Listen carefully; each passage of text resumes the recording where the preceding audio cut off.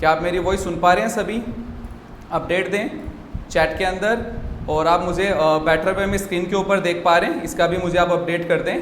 बस 2 मिनट्स के अंदर हमारी क्लास कंटिन्यू होगी। तो क्लास कंटिन्यू करने से पहले कुछ इंस्ट्रक्शंस भी मैं आपको देना चाहूँगा, तो उनको भी आप थोड़ा सा ध्यान से सुनिएगा।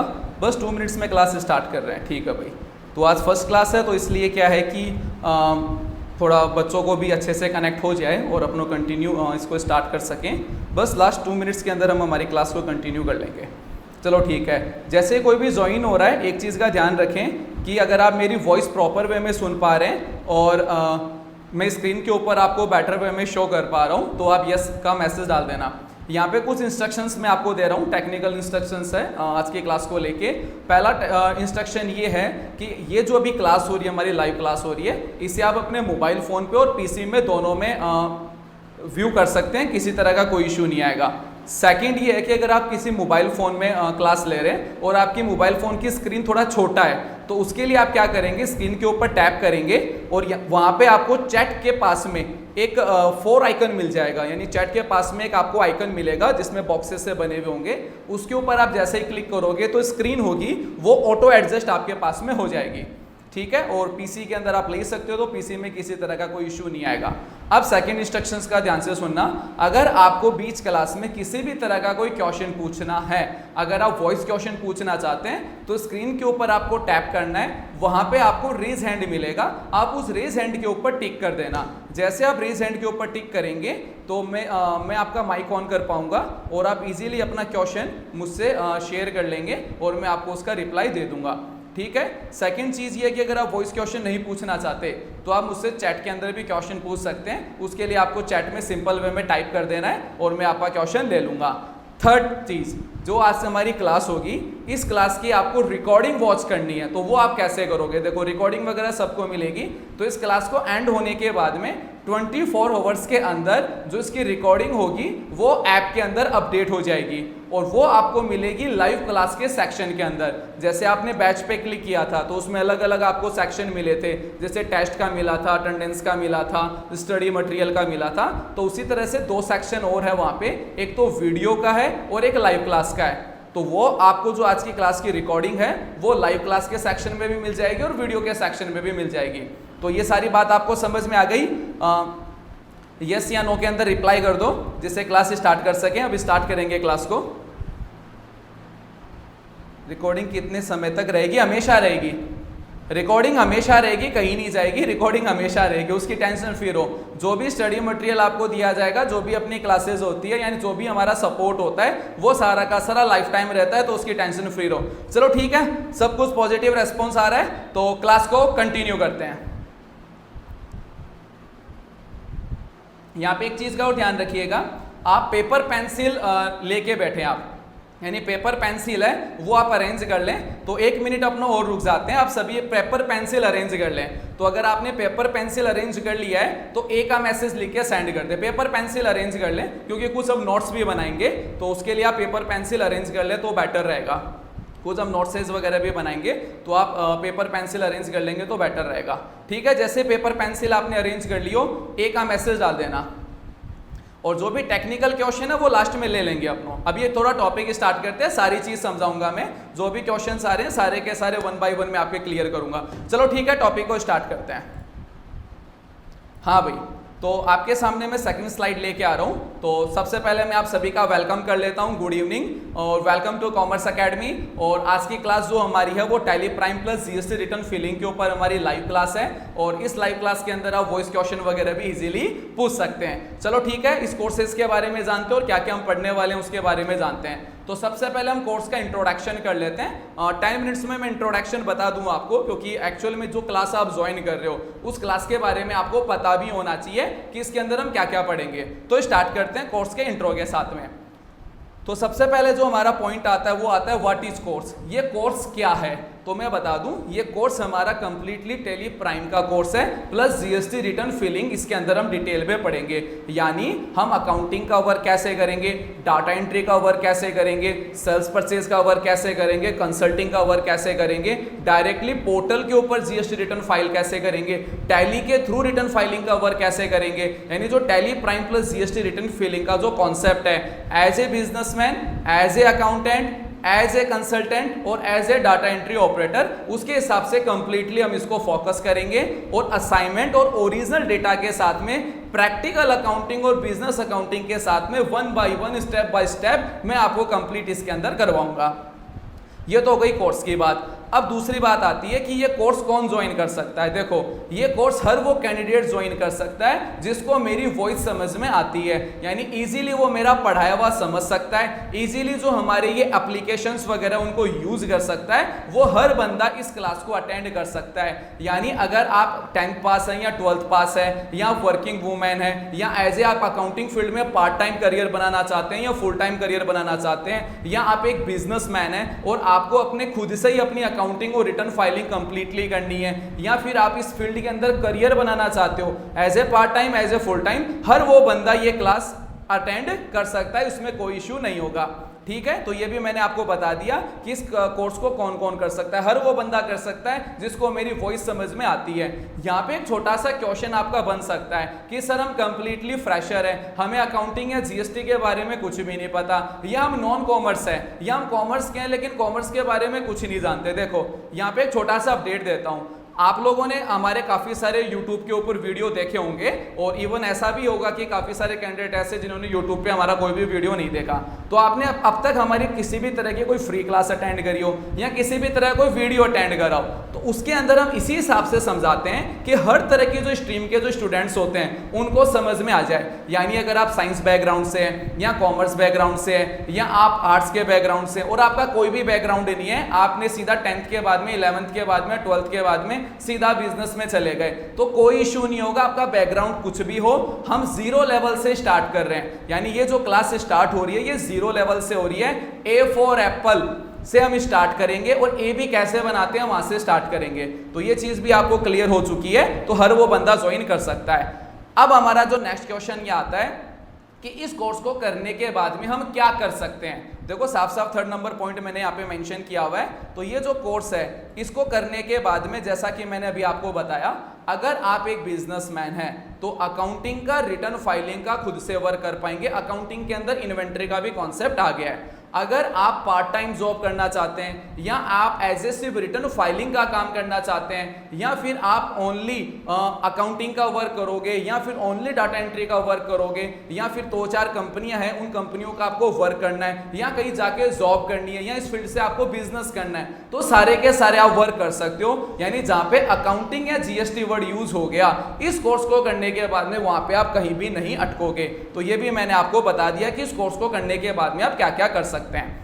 अब जो इंपॉर्टेंट चीज आती है वो ये आती है कि जीएसटी के कौन कौन से टॉपिक इसमें कवर किए जाएंगे। देखो यहाँ पे मैंने ये नहीं लिखा कि अकाउंटिंग के कौन कौन से टॉपिक कवर किए जाएंगे। देखो अकाउंटिंग का कॉन्सेप्ट है, इन्वेंट्री का कॉन्सेप्ट है, वो कंप्लीट कराया जाएगा और बिजनेस अकाउंटिंग और प्रैक्टिकल अकाउंटिंग के साथ ही कराया जाएगा। लेकिन इंपॉर्टेंट चीज होती है जीएसटी, क्योंकि जीएसटी के क्या क्या टॉपिक हम कवर करेंगे या जीएसटी की कौन कौन सी आप रिटर्न फाइल कर पाएंगे, इसके बारे में मैं थोड़ा सा आपको इंट्रो देता हूं। देखो अगर आपने रजिस्ट्रेशन रेगुलर लेके रखा हो या आपका रजिस्ट्रेशन कंपोजिशन है या आप क्यूआरएमपी स्कीम में हो, चाहे आपको जीएसटीआर 1 फाइल करनी हो, चाहे आपको 3B फाइल करनी हो, चाहे आपको कंपोजिशन की रिटर्न फाइल करनी हो या आपको आईटीसी का मिसमैच करना हो या आपको अमिटमेंट करना हो या जीएसटी का रजिस्ट्रेशन करना हो या जीएसटी का आपको कैंसिलेशन करना हो, यानी जो बिजनेस का जो रिटर्न फाइलिंग का जो वर्क है होल सोल सारा का सारा हम इसके अंदर निपटाएंगे।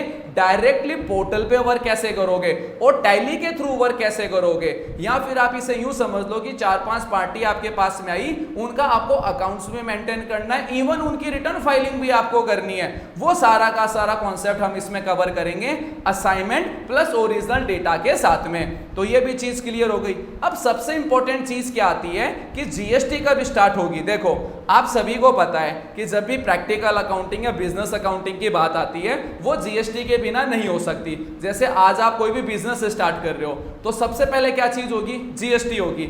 इवन अगर आप कोई मोबाइल फोन भी खरीदने के लिए जा रहे हो तब भी वहां पे जीएसटी लगेगी। तो यहाँ पे क्वेश्चन आता है कि सर जीएसटी कब से स्टार्ट होगी, तो जीएसटी डे 1 से स्टार्ट होगी, यानी आज से स्टार्ट होगी। देखो टैली कोर्स करो चाहे अकाउंटिंग का कोई भी कॉन्सेप्ट करो, चाहे मैं अभी टैली सॉफ्टवेयर स्टार्ट करूं या मैं अकाउंटिंग का कोई टॉपिक स्टार्ट करूं या मैं बैलेंस शीट का, पीएनएल का, फाइनल अकाउंट का कुछ भी पॉइंट में स्टार्ट करूं, लेकिन सबसे पहले आपको जीएसटी आना चाहिए। विदाउट जीएसटी कोई भी कॉन्सेप्ट कवर नहीं किया जा सकता। तो इसलिए मैंने आपको बता दिया कि डे 1 हम जीएसटी से स्टार्ट करेंगे। ठीक है, अब इसके अंदर आता है पॉइंट कि सर प्रैक्टिकल अकाउंटिंग तो आपने पढ़ाया नहीं और उससे पहले ही आपने जीएसटी कैसे स्टार्ट कर रहे हो। देखो भाई यहाँ पे अच्छे से समझना। देखो अगर आप इस तरह से पढ़ोगे या मैं इस तरह से आपको पढ़ाऊंगा कि आपको डाटा एंट्री ऑपरेटर बनना है या आपको सिर्फ एक नॉर्मल अकाउंटेंट बनना है, तो आप ये जीएसटी का, टैली प्राइम का वर्क कभी भी नहीं सीख पाओगे।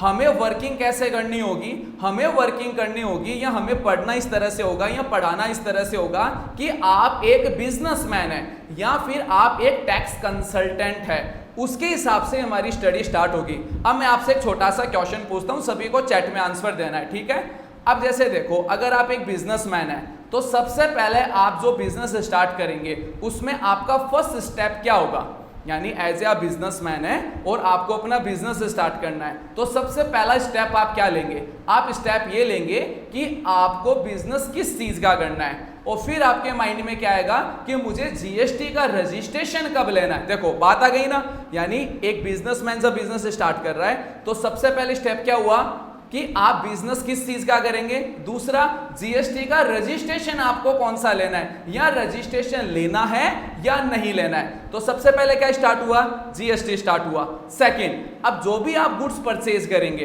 तो वहां पे सबसे पहले कैलकुलेशन क्या करोगे, गुड्स कितने रुपए का है और जीएसटी कितने का है। तो कॉन्सेप्ट क्या हुआ कि जब भी हम बिजनेस स्टार्ट करते हैं तो सबसे पहले आपको जीएसटी का नॉलेज लेना होता है कि ये जीएसटी कहां पे लगेगी, कहां नहीं लगेगी, यानी जीएसटी मेरे बिजनेस को कहां इफेक्ट करेगा, कहां नहीं करेगा। क्योंकि जब भी हम बिजनेस स्टार्ट करते हैं हमारा फर्स्ट स्टेप होता है माल कहां से खरीदना है और उस माल को बेचना कैसे है।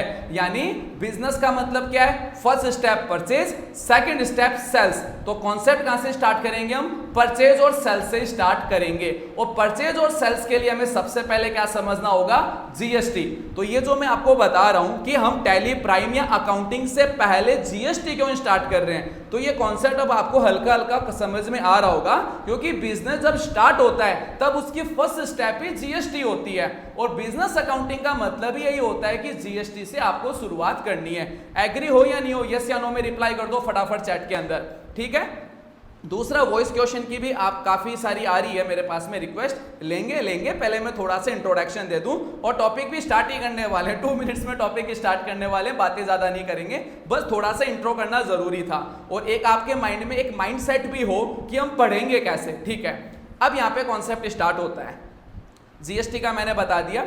अब यहाँ पे आपके माइंड में क्वेश्चन है कि सर आप पहले जीएसटी कंप्लीट कराओगे और फिर अकाउंटिंग पढ़ाओगे और फिर टैली प्राइम पढ़ाओगे, यानी पहले जीएसटी पूरी पढ़ाई, फिर अकाउंटिंग पूरी पढ़ाई और फिर टैली प्राइम पढ़ाई। नहीं, ऐसे नहीं होगा, ये तीनों चीजें पैरेलल चलेगी। क्योंकि नॉर्मल सी बात है, मैं पहले आपको जीएसटी पूरी पढ़ाऊंगा या फिर अकाउंटिंग या टैली पढ़ाऊंगा तो आपको कुछ भी समझ में नहीं आएगा, हम फंस जाएंगे, एक ही टॉपिक में फंस जाएंगे। हमें क्या करना होगा, इन तीनों चीजों को पैरेलल लेके चलना होगा। यानी जैसे हम स्टार्टिंग में 1 पॉइंट जीएसटी का लिया, 1 पॉइंट टैली का लिया, 1 पॉइंट अकाउंटिंग का लिया, इन तीनों को हम मर्ज करेंगे और पैरेलल लेके चलेंगे, क्योंकि बिजनेस अकाउंटिंग यही होता है। अब आपको ये चीज क्लियर हो गई, तीनों चीजें पैरेलल चलने वाली है, ऐसा नहीं है कि 1 बाय 1 चलेगी। क्योंकि जैसे मान लो मैं पहले आपको टैली पढ़ाऊं, नहीं पहले मैं अकाउंटिंग पढ़ाऊं आपको। देखो जैसे जनरल वे के अंदर एजुकेशन कैसे देते हैं हम, जो 11th 12th के जो स्टूडेंट्स होते हैं कि पहले उनको हम अकाउंटिंग पढ़ाएंगे, फिर हम टैली पढ़ाएंगे, फिर जीएसटी का इंट्रोडक्शन देंगे, तब तक अगले का कोर्स पूरा और बच्चा आगे अगर अब वो कोई काम नहीं कर सकता। हम क्या करेंगे, इन तीनों चीजों को पैरेलल लेके चलेंगे, ओरिजिनल डेटा से पढ़ेंगे, तो ये सारी चीजें आपको डे फर्स्ट से ही समझ में आ जाएगी और शुरुआत सेल्स और परचेज से ही करेंगे। क्यों, ये मैंने आपको बता दिया, क्योंकि काम जीएसटी से ही स्टार्ट होता है। हाँ जी, नेक्स्ट पॉइंट आता है हमारा प्रैक्टिकल अकाउंटिंग क्या है, मैंने आपको बता दिया, पूरा कॉन्सेप्ट मैंने अभी इंट्रोड्यूस किया है। अब आता है कि सर जो आप हमें सर्टिफिकेट देंगे उसकी वैल्यू क्या है, इसके बारे में मैं अभी नहीं बता रहा क्योंकि टाइम काफी हो गया है। अब सीधा टॉपिक स्टार्ट करते हैं, ये मैं क्लास के एंड में आपको बताऊंगा कि सर्टिफिकेशन की वैल्यू क्या है, ठीक है। दूसरा, कॉमर्स एकेडमी से क्या क्या सपोर्ट हमें मिलने वाला है, इसके बारे में भी डिटेल में क्लास के एंड में बात करेंगे। थोड़ा सा बता देता हूं, जो भी क्लासेस हमारी होगी वो सबका लाइफ टाइम एक्सेस आपके पास में रहेगा, लाइफ टाइम एक्सेस रहेगा। दूसरा, सपोर्ट जो रहेगा वो भी लाइफ टाइम रहेगा। अब वो क्या क्या सपोर्ट है, कैसे कैसे होता है, इनके बारे में हम आगे की मतलब क्लास के एंड में जानेंगे। अब टॉपिक स्टार्ट करते हैं। लो भाई, तो इसको तो मैं करता हूं विरेज, थोड़ा सा पानी पी लेते हैं क्योंकि 15 मिनट्स हो चुके हैं और ये 10 मिनट्स में इंट्रो कंप्लीट करना था। चलो टॉपिक स्टार्ट करते हैं। तो जैसा कि मैंने आपको बताया कि आज हमारी क्लास फर्स्ट है और आज की क्लास में हम जीएसटी से स्टार्ट करेंगे। फिर से रिपीट कर दूं, जो कंप्लीटली फ्रेशर है, जिनको ये भी नहीं पता कि ए फॉर एप्पल होता है, वो पैनिक मत हो, जीरो लेवल से एडवांस लेवल तक कराया जाएगा, तो जीरो से स्टार्ट ही कर रहे हैं। और जिनको पहले से ये छोटी मोटी चीजें सारी की सारी आती है तो उनके भी इशू नहीं आएगा, कुछ ना कुछ उनको नया पढ़ने को ही मिलेगा, या फिर मैं इस तरीके से पढ़ाऊंगा कि आपको थोड़ा सा इंटरेस्ट इसमें क्रिएट हो जाएगा। चलो भाई ठीक है, तो आज की सेशन का क्लास फर्स्ट के टॉपिक्स क्या हैं। सबसे पहली बात वो ये कि what is a business accounting. देखो भाई, बिजनेस अकाउंटिंग के बारे में मैंने अभी थोड़ी देर पहले आपको बता दिया। बिजनेस अकाउंटिंग को थोड़ा सा और बता देता हूं। बिजनेस अकाउंटिंग का मतलब यही है कि व्यापार होता कैसे है, बिजनेस होता कैसे है, और जो बिजनेस जब होता है तो उसमें जो स्टेप्स हम लेते हैं उन स्टेप्स को हम अकाउंटिंग के अंदर कैसे यूज करते हैं, यही बिजनेस अकाउंटिंग होता है और कुछ नहीं होता। दूसरा, जो स्टेप्स आप ले रहे हो, यानी जो एंट्री आप अकाउंट्स में कर रहे हो, कौन सी एंट्री का इफेक्ट जीएसटी के रिटर्न में कहां पे हो रहा है। जैसे देखो, होता क्या है, एक अकाउंटेंट होता है, एक सीनियर अकाउंटेंट होता है और एक कंसल्टेंट होता है। अब नॉर्मली क्या होता है, जो डाटा एंट्री ऑपरेटर होते हैं, जूनियर अकाउंटेंट होते हैं, उनके वर्क के ऊपर ट्रस्ट नहीं किया जाता। क्यों? क्योंकि उन्हें ये नहीं पता होता कि जो वो एंट्री पास कर रहे हैं उस एंट्री का जीएसटी रिटर्न में इफेक्ट कहाँ होगा। तो बिजनेस अकाउंटिंग यही कहता है कि जो भी आप एंट्री पास करोगे, जो भी टैली में वर्किंग करोगे, उस कौन से स्टेप का आपका इफेक्ट रिटर्न में कहां होगा और किस तरह से आप उसे यूटिलाइज करेंगे, यही बिजनेस अकाउंटिंग होता है। इसका मैंने इंट्रो दे दिया है। अब नेक्स्ट आते हैं कि डाउनलोड टैली सॉफ्टवेयर, कि आप टैली सॉफ्टवेयर को डाउनलोड कैसे करते हैं। तो अब मैं आपके ऊपर एक चॉइस देता हूं, आप लोगों को एक चॉइस देता हूं, पहले जीएसटी का टॉपिक स्टार्ट करूं या टैली के सॉफ्टवेयर को डाउनलोड कैसे करते हैं ये स्टार्ट करूं। अगर टैली डाउनलोड पहले बताना है तो टैली लिख दो चैट में, और जीएसटी स्टार्ट करनी है तो पहले जीएसटी कह दो। बता दूं, दोनों चीजों को पैरेलल लेके चलेंगे, पैरेलल लेके चलेंगे। अभी तो एक तो इंट्रो तो 1 बाय 1 ही पढ़ना पड़ेगा ना, इंट्रो 1 बाय 1 ही पढ़ना पड़ेगा। पहले क्या स्टार्ट करूं, बता दो भाई। देखो, रिप्लाई सभी के आने चाहिए, सबके रिप्लाई नहीं आते तो फिर क्लास में मजा नहीं आता। रिप्लाई देखो सभी के आने चाहिए, अच्छा लगता है सभी के रिप्लाई आते हैं। चलो ठीक है भाई, तो लगभग लोगों ने जीएसटी ही लिखा है, तो ठीक है भाई, जीएसटी स्टार्ट कर देते हैं। और जो टैली के लिए नाराज हो रहे हैं उनको नाराज होने की नीड नहीं है, क्योंकि कोर्स स्टार्ट ही Tally prime plus GST return filing है, तो इन दोनों का कंबाइन ही चलेगा। लेकिन जैसा कि मैंने आपको कहा, बिजनेस अकाउंटिंग में जब हम बिजनेस करते हैं तो सबसे पहला स्टेप आपको क्या लेना होता है, यानी जब आप बिजनेस करते हैं कि जीएसटी रजिस्ट्रेशन हमें लेना चाहिए या नहीं लेना चाहिए। अगर हम जीएसटी का रजिस्ट्रेशन ले रहे हैं तो कौन सा लें और कौन सा मेरे टैली सॉफ्टवेयर के साथ में बेस्ट रहेगा और कौन सा नहीं रहेगा। ठीक है, तो अब जीएसटी से ही स्टार्ट कर रहे हैं। चलो भाई ठीक है, तो जैसा कि आपने कहा कि जीएसटी से स्टार्ट करना है तो जीएसटी से स्टार्ट कर लेते हैं। ठीक है भाई, तो what is a GST. GST क्या है? जीएसटी एक टैक्स है। क्या है? जीएसटी एक टैक्स है। जब भी हम गुड्स परचेज करते हैं या सेल करते हैं उसके ऊपर एक टैक्स लगता है, उस टैक्स को हम बोलते हैं जीएसटी। और इस जीएसटी की जो फुल फॉर्म होती है गुड्स एंड सर्विस टैक्स होती है। क्या होती है? गुड्स एंड सर्विस टैक्स होती है। बस इतना ही जीएसटी है। यानी जो थ्योरेटिकल वे के अंदर आपको जो समझना है अभी के लिए, व्हाट इज जीएसटी, तो जीएसटी इतना ही है, गुड्स एंड सर्विस टैक्स। बात बंद हो गई। इतना ही है। अब इस जीएसटी के कॉन्सेप्ट को समझने के लिए हमें जीएसटी मीनिंग के बारे में पता होना चाहिए कि जीएसटी के जो बेसिक्स मीनिंग होते हैं उनकी वर्किंग किस तरह से की जाती है, यानी उन मीनिंग्स का मतलब क्या होता है एक सिंपल लैंग्वेज में, जिससे जो कंप्लीटली फ्रेशर है वो इस टॉपिक के साथ में टच हो और उन्हें यूं नहीं लगे कि जीएसटी काफी हार्ड है। देखो जीएसटी हार्ड है भी नहीं, और अगर मैं जो पढ़ाऊंगा वो जीएसटी आपको काफी अच्छे वे में समझ में भी आ जाएगी। चलो भाई ठीक है, तो जीएसटी के मीनिंग के बारे में जानते हैं। देखो, तो सबसे पहला हमारा स्टेप आता है जीएसटी का रजिस्ट्रेशन। ध्यान से सुनना। अभी जैसे कुछ कमेंट आए मेरे पास में कि सर टैली प्राइम डाउनलोड कहां से करते हैं, अभी मैं बताऊंगा, इसी क्लास में ही बताऊंगा। दोनों टॉपिक आज के ये टैली प्राइम डाउनलोड करना, इंस्टॉल करना और जीएसटी अभी ही मैं आपको बताऊंगा। ठीक है, स्टार्ट करते हैं। लो भाई, तो जीएसटी का रजिस्ट्रेशन, तो हमारा जो सबसे पहला स्टेप होता है जब आप बिजनेस कर रहे होते हैं। देखो मैं फिर से रिपीट कर रहा हूं, पूरे कोर्स में आपका माइंड एक ही सेट पे रहना चाहिए कि आप एक बिजनेसमैन हैं और दूसरा आप एक टैक्स कंसल्टेंट हैं। आपका माइंड ये नहीं होना चाहिए कि आप एक डाटा एंट्री ऑपरेटर हैं या आप एक अकाउंटेंट हैं या मुझे अकाउंटिंग के लिए ये कोर्स करना है। आपका माइंड एक ही होना चाहिए कि मैं बिजनेस करने के लिए ये कोर्स कर रहा हूं या मैं टैक्स कंसल्टेंट बनने के लिए कर रहा हूं, तभी चीजें कवर होगी। तो आपने डिसीजन लिया कि आप एक बिजनेस स्टार्ट कर रहे हैं, उस बिजनेस में आपको जीएसटी का रजिस्ट्रेशन लेना है। ठीक है, तो जब जीएसटी रजिस्ट्रेशन की बात आती है तो जीएसटी के जो रजिस्ट्रेशन होते हैं वो दो टाइप्स के होते हैं। कितने टाइप्स के होते हैं? दो टाइप्स के होते हैं। पहला जो रजिस्ट्रेशन होता है वो होता है रेगुलर। क्या होता है? रेगुलर होता है। और दूसरा रजिस्ट्रेशन होता है वो होता है कंपोजिशन। तो रजिस्टर पेन आपके पास में है, नोट्स में आपको प्रोवाइड करवाऊंगा, उसकी टेंशन फ्री रहो। फिर भी रफ वर्क करो, ये रफ वर्क है ना, तो थोड़ा उससे क्या है कि रिपीट हो चीजें हो। तो क्या है कि सबसे पहला हम जब जीएसटी का रजिस्ट्रेशन लेने जाते हैं तो फर्स्ट स्टेप हमारी क्या होती है कि हमें जीएसटी का रजिस्ट्रेशन कौन सा लेना है। जीएसटी रजिस्ट्रेशन दो होते हैं। कितने होते हैं? टू टाइप्स के होते हैं। पहला होता है रेगुलर और दूसरा होता है कंपोजिशन। आ गई बात समझ में? यस या नो में रिप्लाई करते रहे। अब जो जीएसटी रेगुलर और कंपोजिशन में क्या डिफरेंस है, इसके लिए हम थोड़ा डीप में नहीं जाएंगे अभी के लिए। अभी बस मैं इतना बता देता हूं कि जो कंपोजिशन होता है उसके अंदर कुछ बेनिफिट्स होते हैं, मेनली वो हमें नहीं मिलते, जैसे आईटीसी का बेनिफिट हो गया। लेकिन यहाँ पे क्वेश्चन बनता है। क्वेश्चन क्या बनता है कि सर जीएसटी रजिस्ट्रेशन लेना क्यों है, यानी क्यों हम जीएसटी का रजिस्ट्रेशन लेंगे, और दूसरा कि हम ये डिसीजन कैसे लेंगे कि रेगुलर लूं या कंपोजिशन लूं।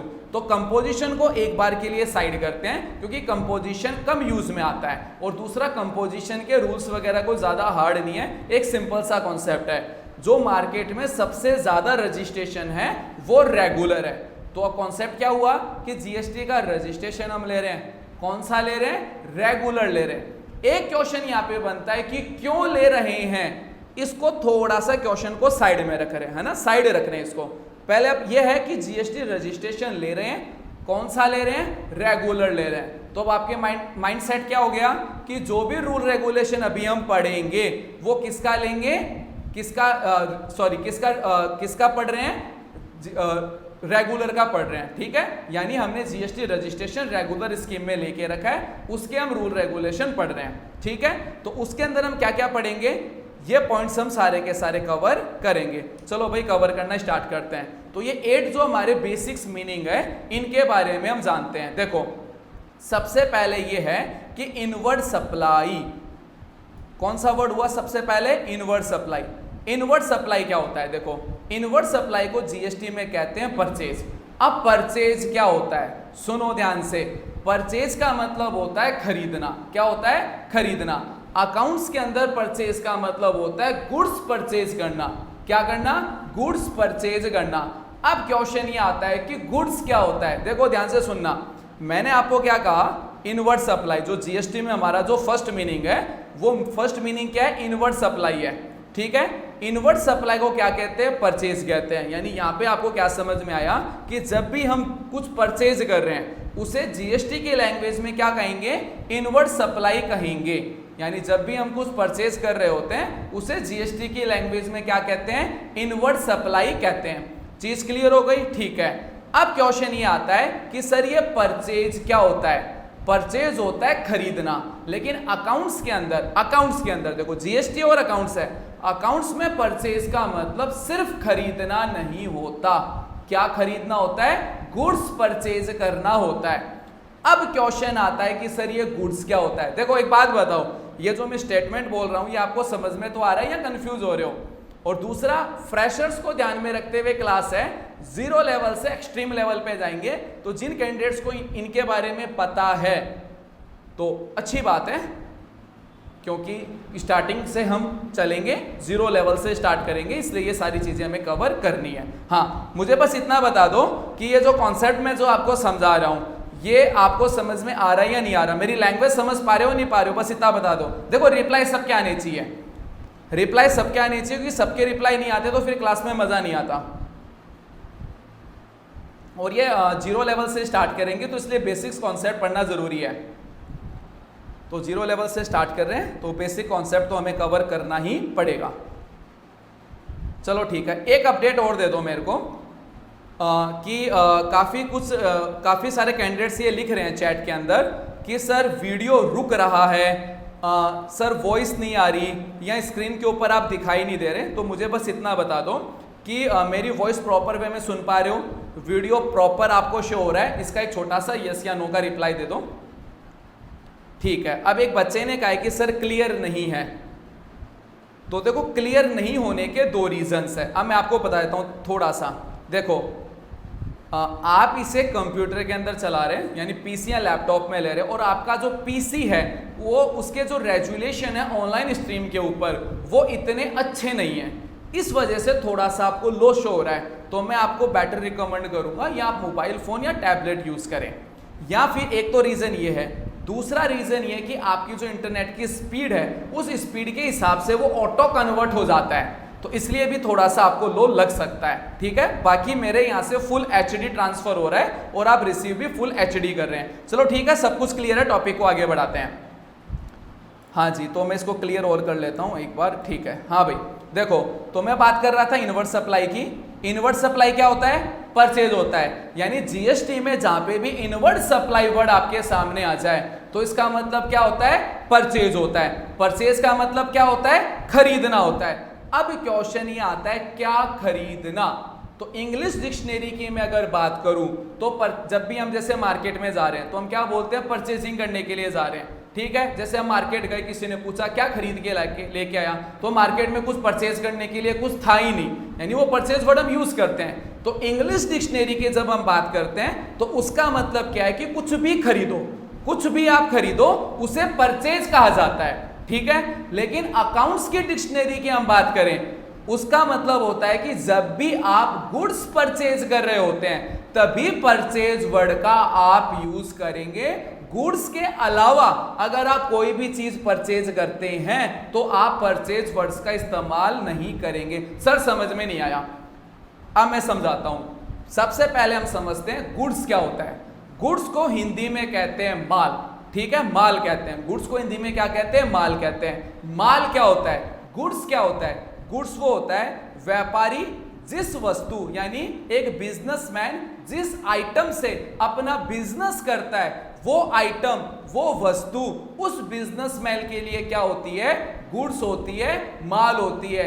यानी आप एक मोबाइल शॉप के ऑनर हो तो मोबाइल आपके लिए क्या है? गुड्स है। क्योंकि नॉर्मल सी बात है, देखो जब भी आप किसी बिजनेसमैन को बात करते हुए सुनोगे, जैसे उसको यूं समझो, आप कोई शूज लेने के लिए गए, ठीक है, जूते वगैरह या कोई मोबाइल वगैरह लेने के लिए आप किसी शॉप पे गए और आपने उसको कहा कि भाई मुझे तो रिबॉक का ये वाला शूज चाहिए, तो वो क्या कहता है कि भाई ये तो मेरे पास में नहीं है, कल मेरे पास में नया माल आएगा, कल मेरे पास में नया माल आएगा तो उसमें ये मॉडल आपका आ सकता है। वो क्या वर्ड यूज करता है? वो ये नहीं बोलता कि कल नए जूते और आएंगे या कल नए शूज और आएंगे।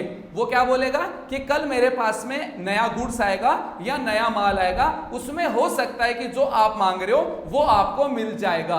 तो तो इसका मतलब क्या हुआ कि जो बिजनेसमैन होता है, जिस आइटम से अपना बिजनेस करता है, उस आइटम का वो वर्ड यूज नहीं करता, उस आइटम को वो गुड्स कहता है। समझ में आ गई? यस या नो में रिप्लाई कर दो।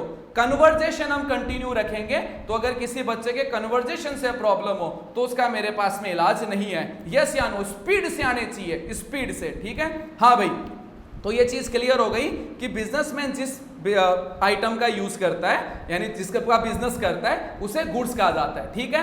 तो वो जो गुड्स वो बाय करेगा यानी खरीदेगा, तो उसके लिए क्या वर्ड यूज करेगा? परचेज वर्ड यूज करेगा। ये चीज अब आपको समझ में आ गई। यहां पे एक क्वेश्चन और बनता है कि सर उसने कुछ और खरीद लिया तो, उसने कुछ और खरीद लिया तो, जैसे वो मोबाइल शॉप का बिजनेस करता है और उसने अपने मोबाइल फोन के अकाउंट्स के लिए टैली का सॉफ्टवेयर खरीद लिया, या उसने एक पीसी खरीद लिया, तो उसके लिए अकाउंट्स में परचेज वर्ड यूज करेंगे क्या? नहीं करेंगे, नहीं करेंगे। तो क्या करेंगे? वो अभी नहीं पढ़ेंगे, वो आगे पढ़ेंगे। आगे का मतलब थोड़ी देर बाद में, ठीक है? ये परचेज वर्ड समझ में आ गया आपको अकाउंट्स के अंदर, कि जब भी हम गुड्स बाय करते हैं तो इस परचेज वर्ड का यूज करते हैं। और इनवर्ड सप्लाई आपको क्लियर हो गया कि जीएसटी के अंदर परचेज को क्या कहा जाता है? इनवर्ड सप्लाई कहा जाता है। अब नेक्स्ट पॉइंट पे चलते हैं। नेक्स्ट पॉइंट मेरा आता है आउटवर्ड सप्लाई यानी सेल्स। देखो भाई, आउटवर्ड सप्लाई क्या होता है? जब भी हम गुड्स को सेल करते हैं, यानी जब भी हम गुड्स को बेचते हैं, उसे हम क्या कहेंगे? आउटवर्ड सप्लाई कहेंगे। किसके अंदर? जीएसटी के लैंग्वेज में। अगर जीएसटी में ये लिखा हुआ आ गया कि आपने इस करंट मंथ में आउटवर्ड सप्लाई करी है, तो आपके ऊपर ये रूल लागू होता है। यानी जीएसटी के लैंग्वेज में क्या लिखा हुआ आया? अगर आपने करंट मंथ में आउटवर्ड सप्लाई करी है, तो इस करंट मंथ पे आपके ऊपर ये रूल लागू होगा। तो जैसे ही आप आउटवर्ड सप्लाई पढ़ोगे, क्या पढ़ोगे? आउटवर्ड सप्लाई आप पढ़ोगे, तो आपका माइंड किसके ऊपर एक्टिव होगा? आपका माइंड एक्टिव हो जाना चाहिए कि इसके ऊपर सेल्स के ऊपर बात हो रही है। किसके ऊपर बात हो रही है? सेल्स के ऊपर बात हो रही है, ठीक है? तो सेल्स को आउटवर्ड सप्लाई कहते हैं जीएसटी के अंदर। अब क्वेश्चन ये आता है कि सर ये सेल्स क्या होता है? देखो, सेल्स होता है बेचना। क्या बेचना? सेल्स का मतलब बेचना है। किसमें? इंग्लिश डिक्शनरी के अंदर। अकाउंट्स के अंदर क्या है? अकाउंट्स में सेल्स का मतलब होता है गुड्स को बेचना। किसको? गुड्स को बेचना। यानी बिजनेसमैन अपने गुड्स को सेल करेगा यानी बेचेगा, सोल्ड करेगा, तो उसके लिए क्या वर्ड यूज करेंगे? सेल्स वर्ड यूज करेंगे। आ गई बात समझ में? अब यहां पे क्वेश्चन बन सकता है। क्वेश्चन ये बनता है कि सर मैं न्यूज़पेपर खरीदता हूं। सभी लोग खरीदते हैं, बिजनेस के अंदर सभी न्यूज़पेपर खरीदते हैं, इवन हम अपने घर में भी न्यूज़पेपर खरीदते हैं, ठीक है? अब जो ई न्यूज़पेपर जो आप खरीद रहे हो उसके ऊपर बात नहीं कर रहा, वो न्यूज़पेपर जो हार्ड कॉपी में आता है उसके ऊपर बात कर रहा हूं। तो क्वेश्चन ये आया कि आपने न्यूज़पेपर खरीदा, ठीक है, और न्यूज़पेपर बेचा। इवन न्यूज़पेपर हम खरीदते भी और न्यूज़पेपर बेचते भी हैं। तो इस सिचुएशन में, यानी जब भी हम न्यूज़पेपर को बेच रहे हैं यानी सोल्ड कर रहे हैं, तो क्या हम सेल्स वर्ड का यूज करेंगे? क्या नहीं करेंगे? क्या नहीं करेंगे? नहीं करेंगे। क्यों नहीं करेंगे? क्योंकि हम बिजनेस में, अब हम न्यूज़पेपर का बिजनेस नहीं करते हैं। हम न्यूज़पेपर का बिजनेस नहीं करते हैं। अगर हम न्यूज़पेपर का बिजनेस करते हैं तो जब भी न्यूज़पेपर खरीदेंगे हम वर्ड यूज करेंगे परचेज का, और जब भी न्यूज़पेपर हम सेल करेंगे तो हम वर्ड यूज किसका करेंगे? सेल्स का। क्यों? क्योंकि उस कंडीशन में न्यूज़पेपर हमारा गुड्स हो गया। हम बिजनेस किस चीज का कर रहे हैं? हम बिजनेस कर रहे हैं मोबाइल फोन का, तो मोबाइल फोन हमारे लिए गुड्स है। तो मोबाइल फोन ही हम जब बेचेंगे तो बेचेंगे तब सेल्स यूज करेंगे, और खरीदेंगे तो हम परचेज यूज करेंगे। और बाकी न्यूज़पेपर खरीदने के लिए न्यूज़पेपर और बेचने के लिए न्यूज़पेपर। करते कैसे ही आगे की क्लासेस में जान जाओगे। अभी मेरा कॉन्सेप्ट है कि जीएसटी के वर्ड और अकाउंटिंग के वर्ड आपको पैरेलल समझ में आ जाए, क्योंकि जैसे ही मैंने अभी थोड़ी देर पहले आपको कहा था कि अगर हम 1 by 1 लेंगे तब तो गड़बड़ हो जाएगी। हमें हर चीज को क्या लेना होगा? पैरेलल लेके चलना होगा। चलो भाई स्टार्ट करते हैं आगे। अब इस इनवर्ड सप्लाई को यानी इस सेल्स को और परचेज को दोनों को साथ में यूज करना है, तब हम कौन सा वर्ड यूज करेंगे? सप्लाई वर्ड यूज करेंगे। किसका वर्ड यूज करेंगे? सप्लाई। यानी अगर मैं आपको कहता हूं कि भाई इस करंट मंथ में आपने कोई सप्लाई की है, तो उसके लिए ये रूल अप्लीकेबल होता है। तो अगर सिर्फ ओनली सप्लाई वर्ड यूज हो जाता है तो इसका मतलब क्या हो रहा है कि सेल्स और परचेज की बात हो रही है, यानी इनवर्ड सप्लाई और आउटवर्ड सप्लाई इन दोनों की ही बात हो रही है। समझ में आ रही है बात? यस या नो में रिप्लाई कर दो। हाँ भाई ठीक है, पॉजिटिव रेस्पॉन्स है, ठीक है। एक बच्चे ने क्वेश्चन मैसेज डाला है कि सर ये क्लास यूट्यूब पे क्यों नहीं करा रहे? यूट्यूब पे आप वॉइस क्वेश्चन नहीं पूछ पाओगे। यूट्यूब का एक अलग स्टैंडर्ड है, यहाँ पे एक अलग स्टैंडर्ड है। यूट्यूब पे पता नहीं होता ना कि हर क्लास में कौन आ गया, हम प्रॉपर वे में असाइनमेंट शेयर नहीं कर सकते, प्रॉपर वे में वॉचिंग नहीं कर सकते, आप पढ़ रहे हो या नहीं पढ़ रहे हो इसकी हम मतलब एक तरीके से मॉनिटरिंग नहीं कर सकते। तो इसलिए ये यूट्यूब पे नहीं हो रही है, ये ऐप में ही रहेगी और ये क्लासेस यूट्यूब पे नहीं आएगी, कभी भी नहीं आएगी। चलो ठीक है, हो गई बात, ठीक है। तो ये बात भी हो गई, थर्ड नंबर पॉइंट भी हो गया। अब आता है फोर्थ नंबर पॉइंट, ध्यान से सुनना। और मैं जैसे देखो फिर से एक चीज़ क्लियर कर दूं, जैसे मैंने आपको कहा ये कोर्स है, ये इस कोर्स के अंदर 0 लेवल से एक्सट्रीम लेवल तक पढ़ाया जाएगा। तो हर चीज़ उसी तरह से पढ़ाई जाएगी कि हमारे पास में वो कैंडिडेट्स हैं जो अकाउंटिंग के बारे में कुछ भी नहीं जानते, वो फर्स्ट टाइम इसी क्लास को अटेंड कर रहे हैं, तो उनके सब कुछ समझ में आना चाहिए। इसी वे के अंदर ही अपनी क्लास चलेगी, ठीक है। तो अब आप कहोगे कि सर हमें तो ये बेसिक चीज़ें आती है, थोड़ा फास्ट चलाओ। तो मैंने रीज़न आपको दे दिया है कि ये फ्रेशर्स से स्टार्ट करेंगे, ए से स्टार्ट करेंगे, जेड तक लेके जाएंगे। एग्री हो? फटाफट एग्री लिख के चैट में लिख दो आप। फोर्थ नंबर पॉइंट आ रहा है इंट्रा स्टेट सप्लाई। क्या आ रहा है? Intra state supply. Third point repeat करें, देखो थर्ड पॉइंट का मतलब यही है, थर्ड पॉइंट का मतलब अभी मैं देखो ये पॉइंट आपको समझा दूं 7 नंबर तक, है ना। फिर मैं वॉइस क्वेश्चन लूंगा आप लोगों के, ठीक है, फिर वॉइस क्वेश्चन लूंगा। देखो थर्ड पॉइंट रिपीट का मतलब यही है कि अगर आपको वर्ड यूज करना है, देखो आपको यूं बोलना है कि भाई यहाँ पे हम माल बेचेंगे भी और खरीदेंगे भी।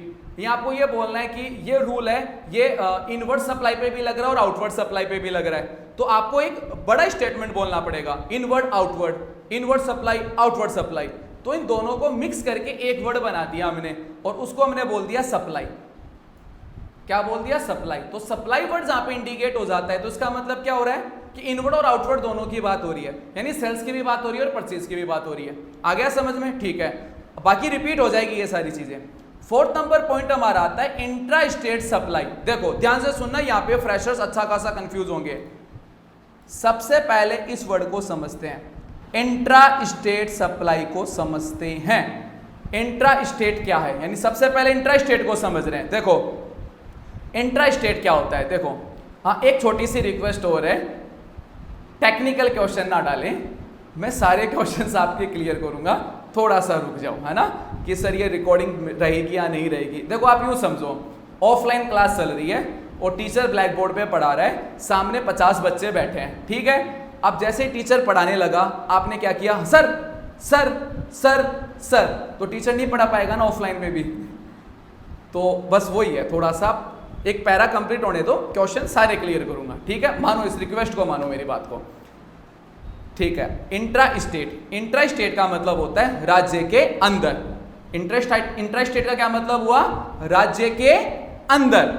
यानी मैं राजस्थान सीकर से हूं, तो राजस्थान के अंदर अगर मैं किसी तरह की सप्लाई कर रहा हूं उसको क्या कहेंगे? इंट्रा स्टेट कहेंगे। जैसे आप दिल्ली से हो, आप महाराष्ट्र से हो, आप केरल से हो, आप वेस्ट बंगाल से हो, ठीक है, उत्तर प्रदेश से हो, बिहार से, सबके नाम नहीं ले पाऊंगा तो कोई नाराज मत होना कि सर आपने पौंडीचेरी का नाम नहीं लिया, बस समझ जाओ, ठीक है। एक एग्जाम्पल दे रहा हूं। तो जैसे क्या है कि मैं राजस्थान से हूं, अब राजस्थान के अंदर ही मैंने गुड्स बेचा है और गुड्स खरीदा है, तो उसको मैं क्या कहूंगा? इंट्रा स्टेट सप्लाई कहूंगा। क्या कहूंगा? इंट्रा स्टेट सप्लाई कहूंगा। देखो समझो ध्यान से, सप्लाई वर्ड यहां पे यूज हो गया, यानी ये थर्ड नंबर पॉइंट से आया है। सप्लाई का मतलब क्या? माल बेचना भी और खरीदना भी। इंट्रा स्टेट का क्या मतलब? राज्य के अंदर, यानी जिस एक राज्य के अंदर, जैसे राजस्थान के हो तो राजस्थान के अंदर, दिल्ली से हो तो दिल्ली के अंदर, महाराष्ट्र के हो तो महाराष्ट्र के अंदर। तो राज्य के अंदर अगर आप माल बेच रहे हो या खरीद रहे हो उसको क्या कहेंगे? इंट्रा स्टेट सप्लाई कहेंगे। क्या कहेंगे, इंट्रा स्टेट सप्लाई कहेंगे। जैसे कोई रूल बन गया, रूल ये है कि अगर आप स्टेट के अंदर कुछ भी खरीदोगे और कुछ भी बेचोगे तो आपको इस कंडीशन को फॉलो करना है। तो कितना बड़ा स्टेटमेंट बोलना पड़ा, कितना बड़ा स्टेटमेंट बोलना पड़ा ना, कि जैसे हुआ कि विद इन स्टेट अगर आप कुछ भी खरीदोगे या बेचोगे इस कंडीशन को आपको फॉलो करना है। लंबा बोलना पड़ा ना। उससे इजी तरीका क्या है, खरीदना और बेचना, इनवर्ड और आउटवर्ड, उसको तो क्या कहते हैं, सप्लाई। और विद इन स्टेट, स्टेट के अंदर, उसको क्या कहते हैं, इंट्रा। तो इंट्रा स्टेट सप्लाई का क्या मतलब हुआ कि राज्य के अंदर जो भी खरीदा या बेचा जा रहा है उसे हम कहते हैं इंट्रा स्टेट सप्लाई। समझ में आ गया फ्रेशर्स को? यस या नो में रिप्लाई कर दो फटाफट। और जो फ्रेशर नहीं है वो रिप्लाई मत करना, ठीक है, सिर्फ फ्रेशर, ठीक है। हाँ भाई, अब मेरे पास में नेक्स्ट पॉइंट आता है 5th नंबर वाला। इसको हम कहते हैं इंटर स्टेट सप्लाई। ये क्या होता है, देखो ये जो सप्लाई वर्ड आप देख रहे हो, ये सप्लाई क्या हुआ, जो ऊपर आप जो सेल्स और परचेज देख रहे हो ये वही है, यानी जो ऊपर आप सेल्स और परचेज देख रहे हो ये वही सप्लाई है। यहां पे क्या आया, इंटर स्टेट सप्लाई। क्या आया, इंटर स्टेट। इंटर स्टेट का मतलब क्या होता है, राज्य के बाहर। जैसे मैं राजस्थान से हूं और मैंने कोई सप्लाई करी, वो मैंने करी महाराष्ट्र से, तो राजस्थान के बाहर मैंने वर्क किया है। कहां किया, राजस्थान के बाहर किया है। तो अपने राज्य के बाहर, जैसे आप गोवा से हो और गोवा से आपने कोई मतलब बिजनेस डील करी, वो आपने करी महाराष्ट्र करी या उत्तर प्रदेश करी या बिहार करी, तो आपने अपने स्टेट के बाहर जो वर्क किया है उसे हम कहते हैं इंटर स्टेट। क्या कहते हैं, इंटर स्टेट कहते हैं। तो इंटर स्टेट सप्लाई का मतलब क्या हुआ कि स्टेट के बाहर आप माल बेच रहे हो या खरीद रहे हो, उसे हम कहते हैं इंटर स्टेट सप्लाई। फिर से रिपीट कर देता हूं, इंट्रा का मतलब क्या है, इंट्रा का मतलब है राज्य के अंदर और इंटर का मतलब है राज्य के बाहर। समझ में आ गया? अब जैसे क्वेश्चन आया विपिन पटेल का, one state to another state, one state to another state, inter state supply. एक राज्य से दूसरे राज्य पे जो सप्लाई होती है उसे इंटर स्टेट सप्लाई कहते हैं। इसके नोट्स मिलेंगे आपको, इसके नोट्स मिलेंगे हिंदी और इंग्लिश लैंग्वेज में मिलेंगे, ये दो ही लैंग्वेज में मिलेंगे, बाकी तीसरी लैंग्वेज के लिए हमारे पास में टीम नहीं है। हाँ, मलयालम में जरूर दे सकते हैं लेकिन अभी नहीं, इन फ्यूचर दे सकते हैं, ठीक है। अभी हिंदी और इंग्लिश के अंदर मिल जाएंगे। चलो ठीक है, इंटर स्टेट सप्लाई हो गया, ये भी आप सभी को समझ में आ गया। कोई डाउट हो तो लिख, क्वेश्चन पूछ लेना, अभी बस 1 मिनट और रुक जाओ, ये 2 पॉइंट और हो जाए, क्वेश्चन लेंगे, है ना, ठीक है। अब देखो 6th नंबर आ रहा है, देखो क्या लिखा हुआ है 6th नंबर के अंदर, इंट्रा स्टेट सप्लाई। अब देखो एक क्वेश्चन आया है कि सर इजी इंग्लिश होगी क्या, देखो मुझे खुद को इजी इंग्लिश ही आती है, ठीक है, तो इजी इंग्लिश ही होगी, उसकी टेंशन फ्री रहो, ठीक है। और जो एडवांस इंग्लिश के होते हैं, जैसे हमारे पास में प्योर इंग्लिश मीडियम स्टूडेंट्स के लिए भी कोर्सेज है, तो उनमें हेवी इंग्लिश ही चलती है, क्योंकि जो बच्चे पढ़ी इंग्लिश में सकते हैं तो नोट्स भी तो हेवी इंग्लिश में ले सकते हैं ना। अपने देखो नॉर्मल इंग्लिश मुझे आती है और आपको अगर नॉर्मल हिंदी आती है तो नॉर्मल इंग्लिश से आपका काम चल जाएगा। चलो पॉइंट पे आते हैं। हाँ भाई, इंट्रा स्टेट सप्लाई। तो इंट्रा स्टेट सप्लाई जब भी हम करते हैं, यानी राज्य के अंदर किसी तरह का माल खरीद रहे हैं, बेच रहे हैं, उसके ऊपर 2 तरह के टैक्स लगते हैं। कौन कौन से, एक तो CGST हो गया और एक SGST हो गया।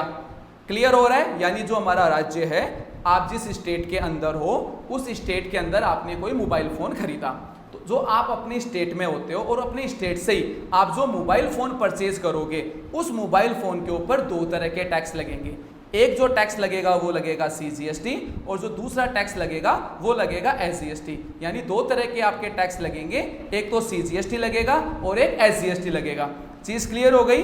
यानी इंट्रा स्टेट सप्लाई के अंदर 2 तरह के टैक्स लगते हैं, एक CGST और दूसरा SGST।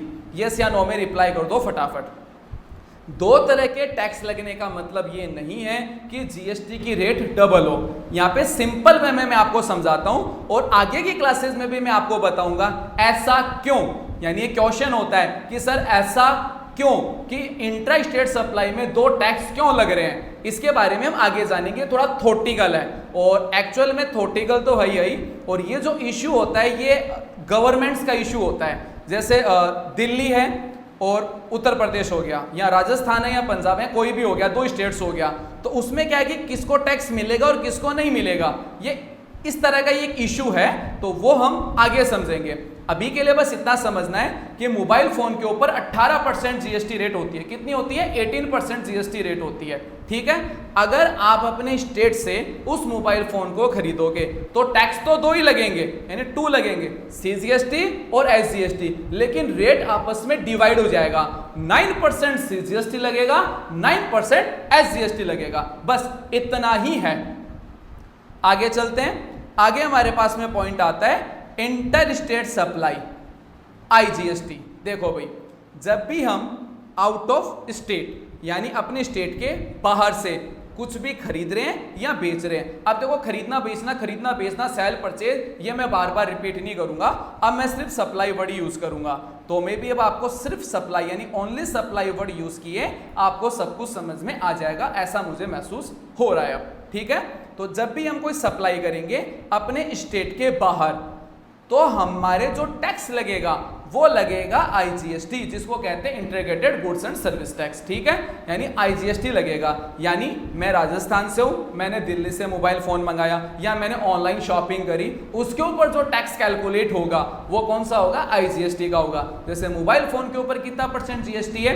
18% जीएसटी है। और वो मैंने मोबाइल फोन कहां से खरीदा? मैंने ऑनलाइन खरीदा फ्लिपकार्ट से, और वो फ्लिपकार्ट से जो मेरे पास में जो फोन आया वो आया दिल्ली से आया, मैं राजस्थान का हूं, तो यहां पे जो जीएसटी कैलकुलेट होगी वो आईजीएसटी होगी और 18% ही होगी। तो ये मैंने 1 से लेके 7 पॉइंट आपको समझा दिए। 8 पॉइंट भी अभी पढ़ेंगे अपनों, और इसमें काफी मजा आएगा 8 नंबर पॉइंट में। उससे पहले मैं आपके कुछ क्वेश्चन आंसर्स ले लेता हूं। ठीक है, अब क्वेश्चन है कि sir supply out of India से किया हो तो इसमें देखो इंपोर्ट और एक्सपोर्ट के कई से रूल लगेंगे, और इसमें एक जीरो सप्लाई भी हो जाती है, तो वो थोड़ा सा हम आगे की क्लासेस के लिए रख लेते हैं, क्योंकि फिर उसमें 4 क्वेश्चन और आएंगे तो कईयों के बाउंसर चला जाएगा, है ना। तो इसलिए अपन उसको थोड़ा सा साइड रख लेते। अभी देखो यूं समझ लो, देखो स्टेट के बाहर तो आईजीएसटी है कि नहीं, तो अब चाहे स्टेट के बाहर हो और चाहे दुनिया के बाहर हो, आईजीएसटी है, बस अभी के लिए ही समझ लो। हाँ भाई, ठीक है। अब देखो ये जीरो सप्लाई एलयूटी, इनके ऊपर आगे बात करेंगे। चलो ठीक है, अब क्वेश्चन आंसर्स। ठीक है, तो अगर किसी को वॉइस क्वेश्चन भी पूछना हो, एक चीज का मैं आपको पहले ही बता दूं, टेक्निकल क्वेश्चन नहीं होना चाहिए, कोर्स से रिलेटेड क्वेश्चन होना चाहिए। टेक्निकल क्वेश्चन क्लास के एंड में लेंगे, 10-15 मिनट्स में 1 बाय 1 सारे क्वेश्चंस का आंसर दे दूंगा। ठीक है, टेक्निकल नहीं होना चाहिए। हाँ भाई, तो माइक ऑन किया है जयेश ठाकर ने, तो इनका मैंने माइक ऑन कर दिया है, ये अपना क्वेश्चन पूछ सकते हैं। हाँ जी बोलिए।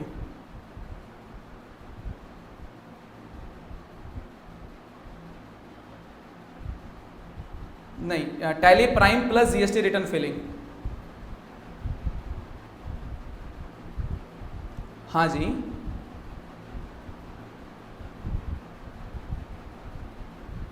हाँ देखो ये टेक्निकल हो गया थोड़ा सा, फिर भी मैंने माइक ऑन कर दिया, मैं आपको आंसर दे देता हूँ। देखो कोर्स मैं नहीं रखता, वो कॉमर्स अकेडमी रखती है, फर्स्ट तो ये।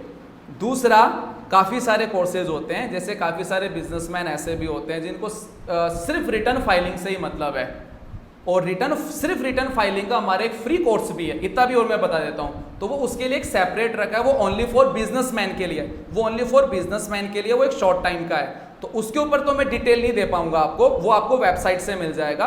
बाकी इस कोर्स का आपको कुछ पूछना है मैं बता दूंगा, बाकी अकाउंटिंग का, रिटर्न फाइलिंग का, इन्वेंट्री का, वो सब कुछ इसके अंदर आ जाएगा।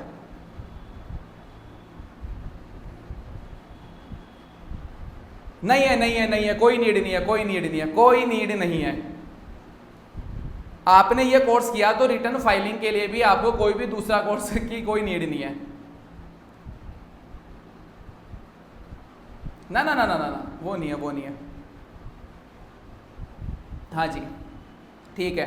अब यहाँ पे देखो एक क्वेश्चन आया है कि सर चंडीगढ़ में सप्लाई हुआ हो तो वहां पे लगेगा यूजीएसटी, इसके ऊपर भी बात करेंगे अभी, है ना। एक और रह गया, एक यूजीएसटी भी रह गया, उसके ऊपर भी बात करेंगे। हाँ भाई, अब क्वेश्चन आया राज तंवर का। हाँ भाई, राज तंवर जी बोलिए। हाँ जी बताइए।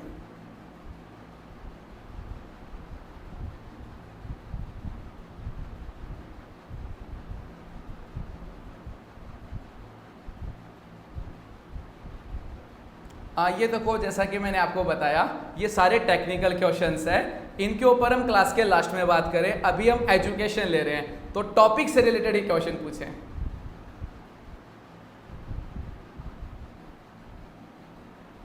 चलो, बहुत अच्छी बात है। हाँ हाँ, रिवाइज होगा और काफ़ी मज़ा भी आएगा, आपको काफ़ी डिटेल में भी हम बताएंगे। ओके, ठीक है। देखो, वही बात है, जैसे मैं आप सभी से फिर से रिक्वेस्ट कर रहा हूँ कि अभी हम पढ़ रहे हैं, है ना, अभी हम पढ़ रहे हैं, तो पढ़ाई से रिलेटेड क्वेश्चन, ठीक है। टेक्निकल क्लियर करूँगा, लेकिन लास्ट में करेंगे, है ना, क्योंकि अभी अपनों को आगे पढ़ना भी है। जैसे एक अभी माइक ऑन की रिक्वेस्ट डाली है, लेकिन उससे पहले मैं एक चीज़ दिखा देता हूँ आपको, थोड़ा सा मैं दिखा देता हूँ टॉपिक क्या क्या है। अब ये आईटीसी पढ़ाना है, आईटीसी इतना जब मैं पढ़ाऊंगा तब आपको समझ में आएगा, यहाँ पे जाके समझ में आएगा। इतनी सारी, हाँ, ये सारी बताऊंगा, आईटीसी कैलकुलेट कैसे करते हैं सारा, इतना सब पढ़ाने के बाद में आएगा, ठीक है। फिर आज ही क्लास का टॉपिक है, ये कल का नहीं है। फिर उसके बाद में मुझे ये टॉपिक और पढ़ाने हैं कि जीएसटी का पोर्टल लॉगिन कैसे करोगे, क्रेडिट लेजर कैसे करोगे, चालान क्रिएट कैसे करोगे, जीएसटी सर्टिफिकेट कैसे करोगे। तो अभी इतना सारा कुछ पढ़ना है, तो इसलिए मेरी रिक्वेस्ट है कि टेक्निकल क्वेश्चन ना पूछे। अभी तक जो मैंने आपको पढ़ाया उसमें अगर आपको कुछ समझ में नहीं आया उसका क्वेश्चन पूछें, है ना, क्योंकि जैसे वही बात है कि आज की क्लास का टॉपिक हम पूरा नहीं कर पाए तो फिर क्लास का मोटो ही नहीं रहेगा ना। हाँ भाई, तो काफी सारे रेज हैंड आ रहे हैं। राहुल कुमार, हाँ भाई राहुल कुमार, आपका माइक ऑन कर दिया है। हाँ जी, हाँ जी, बताइए।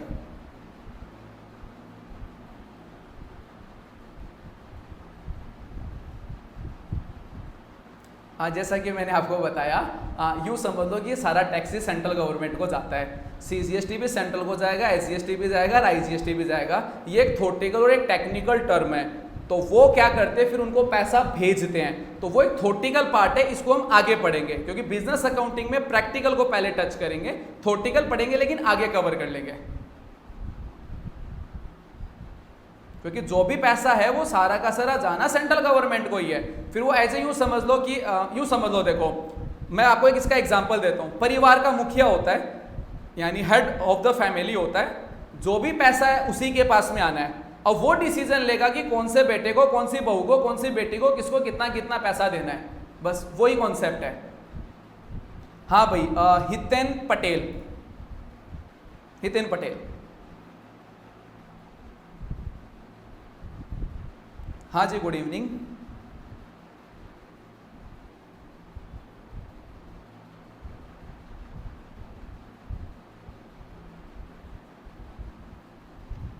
अभी मैंने डियर आईटीसी के बारे में पढ़ाया नहीं है, पहले मैं पढ़ा देता हूं, उसके बाद में क्वेश्चन लेता हूं। ओके जी, चलो ठीक है। अब आ लेंगे हम भरत का। हाँ भाई भरत, आपका क्वेश्चन लिया जा रहा है। हाँ जी, गुड इवनिंग। हाँ जी, हाँ, आप वही सुन पा रहे हैं हम आपको। हाँ, क्वेश्चन बोलिए आपका।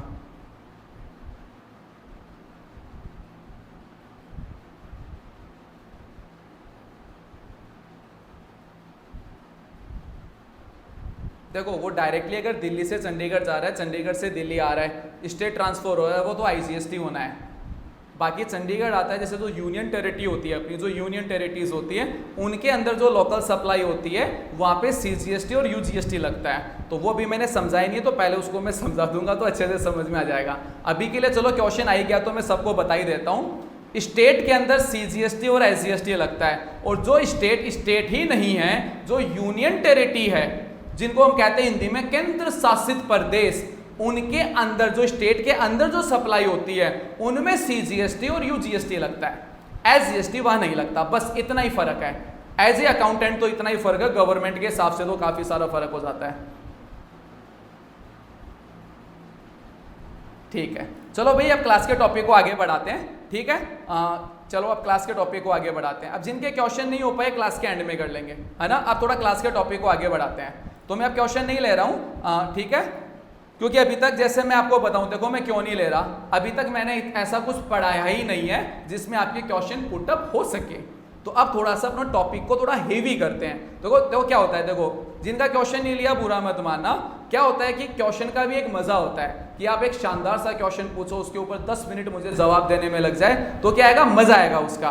तो अब थोड़ा सा क्या है, टॉपिक को बढ़ाते हैं, फिर क्वेश्चन लेंगे, मजा आएगा। चलो ठीक है, टॉपिक आगे बढ़ा रहे हैं। हाँ जी, हाँ, एक का आंसर मैं देना चाहूँगा चैट का है, एमएस ने पूछा है कि सर ये कोर्स कंप्लीट के बाद जीएसटी फिलिंग खुद से कर पाऊंगी क्या? 101%। इवन आज की क्लास जब एंड होगी तब आपको एज ए काफ़ी सारी चीज़ें आ जाएगी। चलो पहले क्लास पूरी करते हैं, लास्ट में बात करेंगे। क्लास पूरी करते हैं, पहले क्लास पूरी करते हैं, ठीक है भाई। तो यहाँ तक आप सभी को क्लियर है। अब थोड़ा बड़ा टॉपिक लेते हैं और क्लास का लेवल भी बढ़ाते हैं। अब नेक्स्ट टॉपिक है आईटीसी। क्या है आईटीसी? आईटीसी की फुल फॉर्म होती है इनपुट टैक्स क्रेडिट। ध्यान से सुनना भाई, आईटीसी समझ में आना ही आना चाहिए, वेल परफेक्ट समझ में आना चाहिए। इसको यूं समझो, कोई हम बिजनेस करते हैं, आंसर देना है सभी को, चैट में देना है, ठीक है। क्वेश्चन पूछ रहा हूं आप सभी से, हम कोई बिजनेस करते हैं, उस बिजनेस की बैकबोन क्या चीज होती है? बैकबोन समझते हो ना, रीढ़ की हड्डी।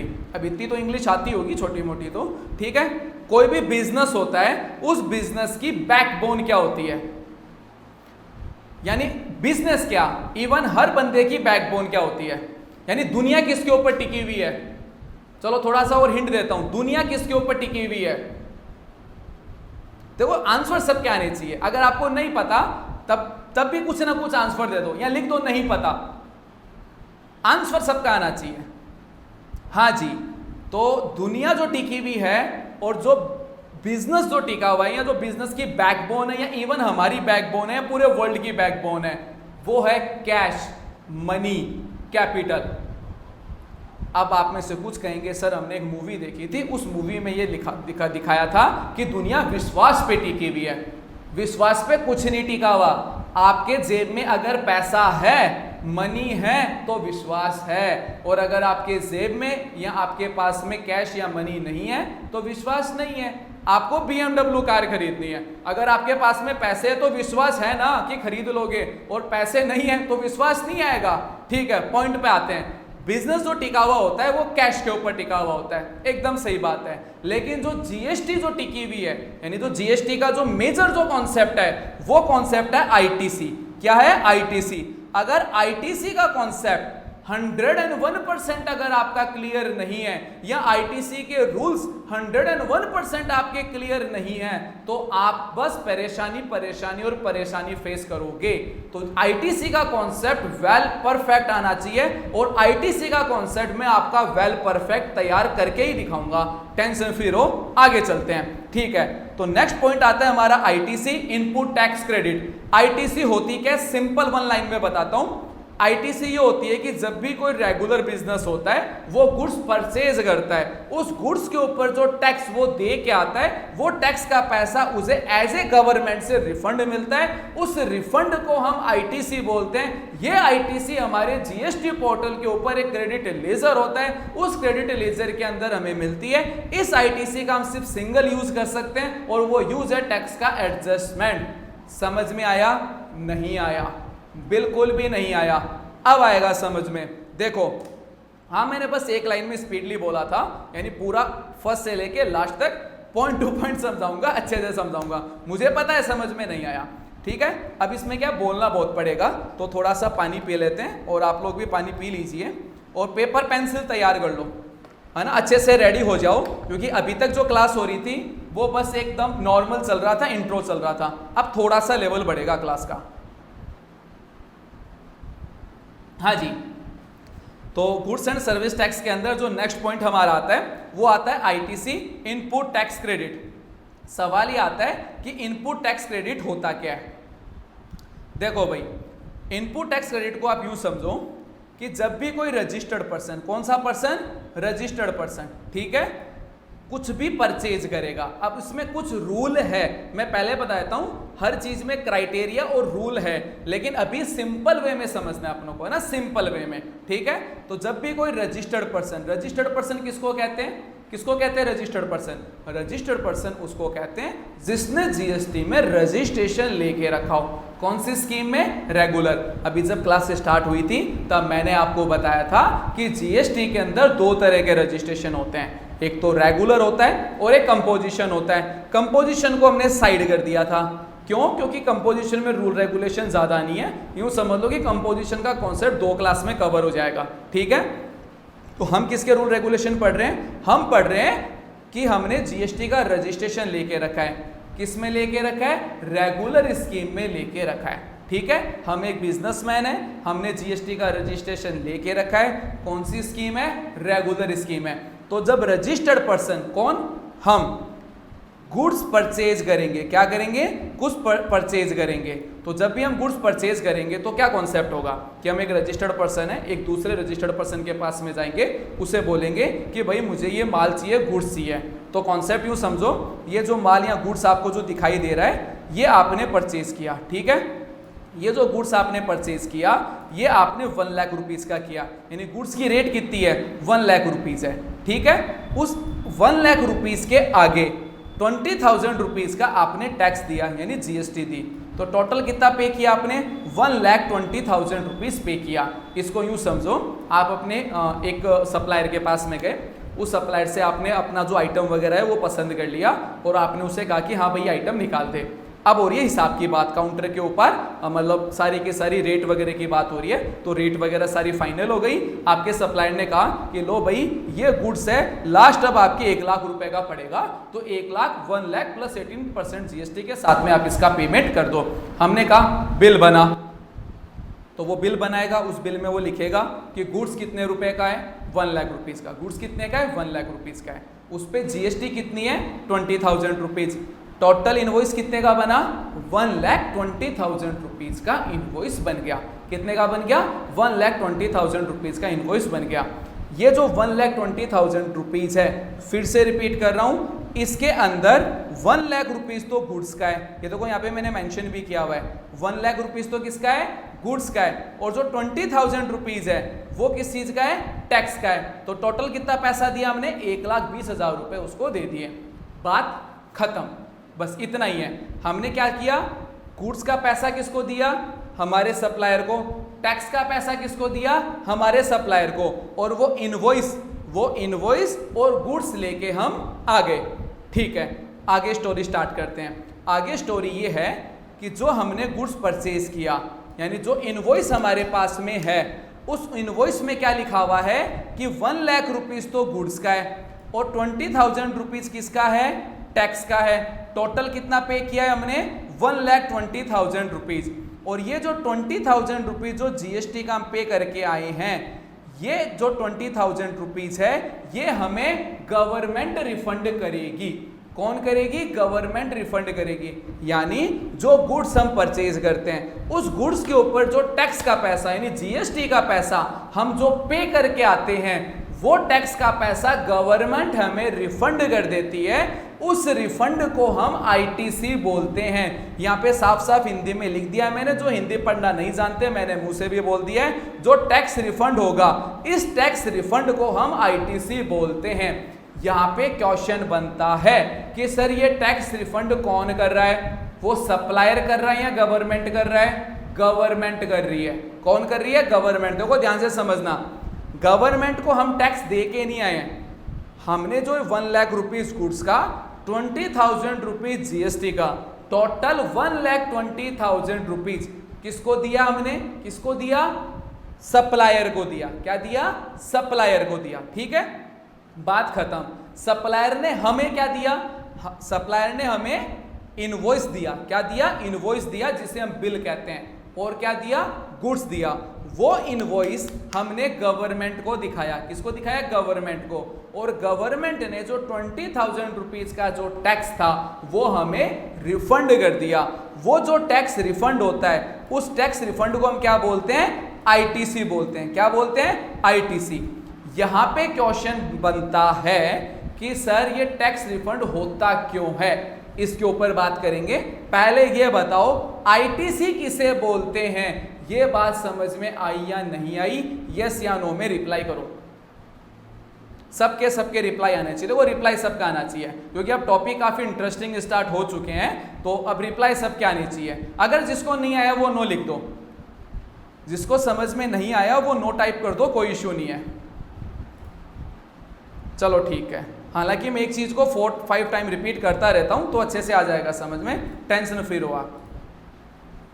चलो ठीक है, तो एक बच्चे ने नो भी लिखा है, तो नो तो नो ही है, चाहे पूरी क्लास में एक के भी नहीं आओ चाहिए समझ में। देखो डियर, सिंपल सा कॉन्सेप्ट इतना ही है, आप एक बिजनेसमैन हो और आपने मोबाइल फ़ोन खरीदा। आप एक शॉप पे गए, भाई साहब एक मोबाइल फ़ोन देना, शॉपकीपर ने मोबाइल फ़ोन दिखाया, आपने पूछा कितने का, शॉपकीपर ने कहा 8,000 plus 2,000 rupees tax, total 10,000 rupees, यानी 8,000 रुपये तो मोबाइल के, 2,000 रुपये टैक्स का। हम क्या करेंगे, 10,000 रुपये गिने या गूगल पे फ़ोन पे किया और वो मोबाइल फ़ोन और इनवॉइस लेके आ गए। उस इनवॉइस को गवर्नमेंट को दिखाना है और गवर्नमेंट उसका जो 2,000 रुपीज़ जो टैक्स का थी वो हमें रिफंड कर देगी। ये जो रिफंड की जो प्रोसेस होती है, इस प्रोसेस को हम आईटीसी बोलते हैं। क्या बोलते हैं, आईटीसी। बस इतनी बात है। अब ये आईटीसी हमें मिलती कहाँ है, यानी जो ये रिफंड, आप देखो इस रिफंड नहीं बोलना है क्योंकि जो रिफंड वर्ड जो है ये टैक्स का, ये एक रॉन्ग वर्ड है, यानी रिफंड नहीं होता है ऐसे, ये आईटीसी होती है। तो रिफंड वर्ड मैंने सिर्फ आपको इस आईटीसी वर्ड को समझाने के लिए यूज किया है। तो अब आईटीसी वर्ड तो आपको समझ में आ गया और आईटीसी होती क्या है वो भी आपको समझ में आ गई। तो अब रिफंड वर्ड यूज नहीं करेंगे, सिर्फ आईटीसी वर्ड यूज करेंगे। ठीक है, ठीक। अब देखो क्वेश्चन है कि सब प्रोडक्ट पर मिलती है क्या, इसके ऊपर बात करेंगे। पहले इस आईटीसी को समझ लेते हैं, है ना। अब एक क्वेश्चन ये भी हो सकता है कि सर आईटीसी पूरी मिलती है क्या, आईटीसी में भी कोई पेज है क्या, आईटीसी का भी कोई क्राइटेरिया है क्या, सब के ऊपर बात करेंगे। मैंने अभी बताया ना आपको कि बिजनेस की बैकबोन क्या होती है, आईटीसी होती है। अकाउंटेंसी पूरी पढ़ लो, टैली प्राइम पूरा पढ़ लो, जीएसटी पूरा पढ़ लो, आईटीसी का खेल समझ में नहीं आया तो जीरो हो। क्या हो, जीरो। और मैं नहीं चाहता कि मेरी लाइव क्लास के अंदर या मेरे किसी कोर्स के अंदर मेरे स्टूडेंट्स हैं वो जीरो रहे, क्योंकि अगर आप जीरो हो गए तो मैं जीरो हो गया और मुझे जीरो होना बिल्कुल भी पसंद नहीं है। बचपन में आ गए थे स्कूल टेस्ट, क्लास टेस्ट में खूब आते थे जीरो, अब जीरो नहीं चाहिए। ठीक है ना, समझ गए होंगे मेरी फीलिंग। अब आप आगे चलते हैं। चलो ठीक है, हाँ अभी के लिए यूँ समझ लो, सब पे ही मिलता है आईटीसी, अभी के लिए यूँ समझ लो। ठीक है, अब पॉइंट पे आते हैं सीधा। तो आईटीसी आपको समझ में आ गया। अब ये आता है कि ये जो आईटीसी होती है ये कोई हमारे बैंक अकाउंट में नहीं आती है ना। आप सोच रहे होंगे कि जो हमारा बैंक अकाउंट है, जो गवर्नमेंट को हमने दे के रखा है, उस गवर्नमेंट के बैंक अकाउंट में ही आईटीसी आ जाएगी, है ना। या गवर्नमेंट आपको गूगल पे, फोन पे कर देगी, या आप गवर्नमेंट के पास में जाओगे बिल लेके, गवर्नमेंट अपना ड्रॉवर खोलेगी और उसमें टैक्स का अमाउंट मतलब गिन के आपको 2,000 के नोट, 2,000 रुपीज़ के जो नोट होंगे वो आपको पकड़ा देगी। ऐसा कुछ नहीं होता। ये जो आईटीसी होती है हमें जीएसटी पोर्टल पे मिलती है। कहाँ मिलती है, जीएसटी पोर्टल के ऊपर मिलती है। हमारा एक पोर्टल होता है। अब क्वेश्चन आता है कि सर ये जीएसटी पोर्टल क्या है। ठीक है, अब मैं एक बार थोड़ा सा रुकता हूँ। एक क्वेश्चन हो रहा है कि सर ये रिफंड क्यों होती है, गवर्नमेंट देती क्यों है। सारे डाउट क्लियर करूंगा। पहले आईटीसी कवर कर लेते हैं, आईटीसी होता क्या है इसे कवर कर लेते हैं, फिर सारे डाउट क्लियर करूंगा। थोड़ा सा पेशेंस रख लो, पूरा पढ़ाऊंगा, टेंशन फ्री रहो, विश्वास रखो। वो कहते हैं ना कि जैसे हम किसी डॉक्टर की मेडिसिन लेते हैं तो उस डॉक्टर पे यकीन करना चाहिए, तो थोड़ा सा आप मेरे पे यकीन करो, मैं समझा दूंगा। इवन अगर आप अभी की लाइव क्लास पे भी यकीन नहीं करते हो तो यूट्यूब के ऊपर 100 वीडियो अपलोड किए हुए हैं मैंने, उनको देख लो, यकीन आ जाएगा कि मैं सिखा दूंगा। ठीक है, अब थोड़ा सा रुक जाओ, आप पॉइंट पे आते हैं। लो भाई, तो ये आईटीसी जैसा कि मैंने आपको बताया कि ये आईटीसी आपको कोई बैंक अकाउंट में नहीं मिलती, ये आईटीसी आपको जीएसटी पोर्टल पे मिलती है, जो कि मैंने स्क्रीन पे आपको लिख के दिखा के रखा है। ये जीएसटी पोर्टल क्या होता है सर, देखो जब भी हम जीएसटी में रजिस्ट्रेशन करवाते हैं तो गवर्नमेंट हमें एक पोर्टल देती है, यानी यूँ समझ लो कि गवर्नमेंट की जो जीएसटी की जो वेबसाइट होती है उस वेबसाइट का एक्सेस हमें दिया जाता है। ठीक है। तो जब भी आप जीएसटी का रजिस्ट्रेशन लेते हो तो आपको एक आईडी पासवर्ड मिलता है, उस आईडी पासवर्ड से आप अपना पोर्टल एक्सेस कर सकते हो। जैसे हम फोन पे में आईडी बनाते हैं तो हमारा अकाउंट बनता है ना, जैसे फ्लिपकार्ट के ऊपर हम रजिस्ट्रेशन करते तो हमारा अकाउंट बनता है, अमेजोन पे हम रजिस्ट्रेशन करते हैं हमारा अकाउंट बनता है। तो वही चीज है, जीएसटी पे जब आप रजिस्ट्रेशन करते हो तो आपको एक अकाउंट बनता है, उस अकाउंट को जीएसटी पोर्टल कहा जाता है, ठीक है। उस जीएसटी पोर्टल के अंदर एक वॉलेट होता है। क्या होता है? वॉलेट। फ्लिपकार्ट यूज किया आप लोगों ने कभी? फ्लिपकार्ट, अमेजोन, यस या नो में रिप्लाई करो। फ्लिपकार्ट हुआ, अमेजोन हुआ, पेटीएम हुआ, और भी क्या उनसे आते हैं, शॉपक्लूज हुआ, मंत्रा हुआ, करो करो, यस या नो में रिप्लाई करो, तभी समझ में आएगा, है ना। और किसी ने कभी भी यूज नहीं किया हो तो कर लेना, एक बार तो कम से कम कर लेना, समझ में आ जाएगा। हाँ, तो क्या होता है कि जब भी आप फ्लिपकार्ट, अमेजोन वगैरह यूज करते हो उसमें देखना कि आपको कुछ रिवॉर्ड पॉइंट्स मिलते हैं। वो रिवॉर्ड पॉइंट्स कहाँ होते हैं? एक वॉलेट में होते हैं। यानी जो भी ई कॉमर्स की वेबसाइट्स वगैरह होती है उनके अंदर एक वॉलेट बना हुआ होता है, जिसको हम पर्स कहते हैं। वॉलेट किसको कहते हैं? पर्स को कहते हैं ना, वॉलेट कहते हैं किसको? पर्स को कहते हैं ना, जिसमें पैसा रखते हैं, वो वॉलेट होता है हमारा, ठीक है। अब इसका प्योर इंग्लिश ट्रांसलेशन क्या होगा ये मैं नहीं बता पाऊंगा आपको। या कोई इंग्लिश का अच्छा खासा इंटेलिजेंट बच्चा है वो चैट में लिख दो कि वॉलेट को प्योर क्या कहेंगे, इसे प्रॉपर वर्ड में क्या कहेंगे, ठीक है। यूँ समझ लो कि हर पोर्टल पे हमारा एक वॉलेट होता है, उस वॉलेट के अंदर हमें वो आईटीसी मिलती है।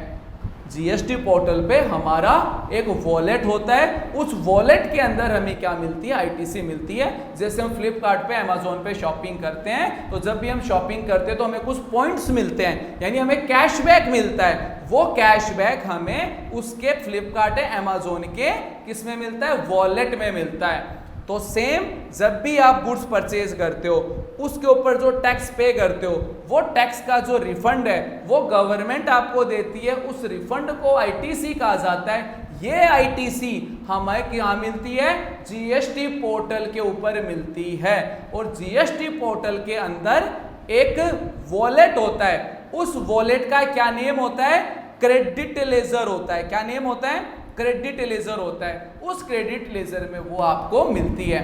अब यहाँ पे एक क्वेश्चन बनता है, क्वेश्चन ये बनता है कि जीएसटी पोर्टल के अंदर जो क्रेडिट लेजर होता है उसका क्या काम होता है? तो आपका क्या आंसर होगा? आपका आंसर होगा कि उस क्रेडिट लेजर के अंदर हमें आईटीसी मिलती है। वो क्रेडिट लेजर का मतलब ये नहीं है कि उधार का खाता, हालांकि मतलब इसका इंग्लिश में यही निकलता है, लेकिन अभी के लिए क्रेडिट लेजर का क्या मतलब है कि जीएसटी पोर्टल पे क्रेडिट लेजर होता है, उस लेजर के अंदर हमें क्या मिलती है? आईटीसी मिलती है। आईटीसी क्या होती है? जो भी हम गुड्स परचेज करते हैं उसके ऊपर जो टैक्स हमें रिफंड मिलता है गवर्नमेंट से। किससे? गवर्नमेंट से। उस रिफंड को हम आईटीसी बोलते हैं और वो आईटीसी हमारे जीएसटी पोर्टल के क्रेडिट लेजर पे होती है। ये बात समझ में आई या नहीं आई? यस या नो में रिप्लाई करो, फटाफट रिप्लाई करो। यस या नो में रिप्लाई आना चाहिए, सभी का रिप्लाई आना चाहिए। सर क्लास थोड़े एडवांस लेवल से स्टार्ट करें। डियर, कोर्स फ्रेशर्स के हिसाब से चलेगा, क्योंकि कोर्स ए लेवल से जेड लेवल तक जाएगा। अगर आपको ये चीजें आती है तो अच्छा है ना, आपका रिवाइज हो जाएगा। इशू क्या है? रिवाइज हो जाएगा ना। चलो ठीक है, तो ये आपको समझ में आ गया, बहुत अच्छी बात है। अब यहाँ पे एक क्वेश्चन बनता है, क्वेश्चन ये बनता है कि सर ये पोर्टल पे कहाँ होती है, यानी पोर्टल को एक्सेस कैसे करेंगे? यानी जो जीएसटी पोर्टल होता है, यानी जब भी आपने जीएसटी का रजिस्ट्रेशन लिया, रजिस्ट्रेशन लेने के बाद वो पोर्टल को ओपन कैसे किया जाता है, इसको एक्सेस कैसे किया जाता है, इसे ओपन कैसे किया जाता है, ओपन करके वो क्रेडिट लेजर कहाँ पे दिखाई देता है, कहाँ पे पता चलेगा ये आईटीसी मुझे मिली। तो उसके लिए जीएसटी पोर्टल ओपन करके वर्किंग कैसे करते हैं वो भी मैं आपको बताऊंगा, हमारी आज की क्लास के टॉपिक में ये है। ठीक है, आगे बढ़ते हैं। अब क्वेश्चन मेरा ये आता है कि सर ये जो मुझे आईटीसी मिली है, जिसको इनपुट टैक्स क्रेडिट कहते हैं, ये मुझे आपने क्रेडिट लेजर में दे दी, लेकिन इस आईटीसी का यूज क्या है? जैसे देखो काफ़ी सारे बच्चों के क्वेश्चन आए कि सर ये आईटीसी कितनी % तक मिल सकती है, कितने टर्नओवर पे आईटीसी मिल सकती है। ठीक है, लेकिन सबसे अच्छा क्वेश्चन क्या था? सबसे अच्छा क्वेश्चन ये था कि सर ये आईटीसी काम क्या आती है। तो यहाँ पे मैं बता दूं कि फ्लिपकार्ट, अमेजोन या पेटीएम के ऊपर जो आपको रिवॉर्ड मिलते हैं वॉलेट के अंदर, उसमें आप कुछ रिवॉर्ड को कैश में ट्रांसफर नहीं कर सकते, बाकी कुछ ना कुछ परचेज कर सकते हो। लेकिन गवर्नमेंट जो आपको ये आईटीसी दे रही है, क्योंकि रिवॉर्ड नहीं है, ये क्या है, आईटीसी दे रही है। ये आईटीसी आप यूज में क्या ले सकते हो? तो अगर आपके माइंड में आ रहा हो कि मैं इसे बैंक में ट्रांसफर कर लूंगा, या मैं इसे अपने खर्चे पे कर दूंगा, जैसे बिजली का बिल, इलेक्ट्रिसिटी बिल पे कर दिया हो, मोबाइल का बिल पे कर दिया हो, या कुछ भी अदर पे कर दिया हो, या मैं किसी को पार्टी को पेमेंट करने में यूज कर लूंगा, या किसी अदर वाया सोर्स से मैं उसको कन्वर्ट कर लूंगा। ये आ रहा है क्या आपके माइंड में? जो फर्स्ट टाइम बच्चे तो पढ़ रहे हैं, इस कैंडिडेट जो इस टॉपिक को पढ़ रहे हैं, जो पॉइंट मैंने स्क्रीन पे आपको दिखाए हैं, इस तरह के पॉइंट क्या आपके दिमाग में आ रहे हैं कि इस आईटीसी का इस तरह से यूज कर सकते हैं क्या? ठीक है, तो मैं बता दूं, नहीं कर सकते। क्या नहीं कर सकते? नहीं कर सकते हैं। यानी जितने भी पॉइंट आपको स्क्रीन के ऊपर दिखाई दे रहे हैं कि इनका यूज आप इन चीजों के अंदर आप आईटीसी का यूज कर पाओगे, तो क्लियर कर दूं, इनमें से किसी भी चीज का यूज नहीं किया जा सकता। सर ये क्या बात हुई? एक तो आप उसको रिफंड बोल रहे हो, रिफंड को आपने मेरे को क्रेडिट लेजर में भी दे दिया, और वो जो रिफंड है उसका मैं किसी भी तरह से इसमें यूज ही नहीं कर पा रहा, तो उसका मैं करूंगा क्या? उसका मैं क्या करूंगा? इसे यूं समझो कि सर ये तो वही बात हो गई जो पुराने वाले जो 500 1000 के नोट थे, इसका तो वही मतलब हो गया ना कि नोट तो है मेरे पास में, 500 का नोट तो है पुराने वाला, है ना, वो असली भी है, लेकिन वो मार्केट में नहीं चल सकता, तो उसकी वैल्यू क्या हो गई? 0 वैल्यू हो गई। तो यहाँ पे अगर ये पॉइंट अगर आप देखो तो इस आईटीसी के अभी तक के जो पॉइंट है उसमें इसकी वैल्यू क्या हुई? 0 हुई। एग्री हो या नहीं हो? यस या नो में रिप्लाई करो। जो भी बच्चे लाइव है फटाफट फटाफट यस या नो में रिप्लाई करो। अगर आपको ये पॉइंट आता है तब भी रिप्लाई करें, तभी मतलब क्लास में मजा आएगा।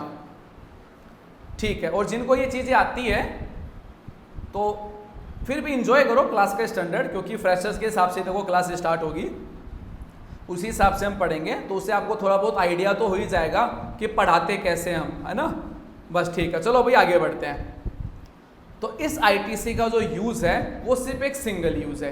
क्या है? सिंगल यूज है। और वो सिंगल यूज क्या है कि आप इस आईटीसी का यूज करके अपनी जो टैक्स होता है उस टैक्स की लायबिलिटी को पे कर सकते हो। यानी देखो, आप जब गुड्स खरीद के लाए उसके ऊपर आपने टैक्स पे किया, और जब भी आप इस गुड्स को सेल करेंगे तब आप टैक्स को क्या करेंगे?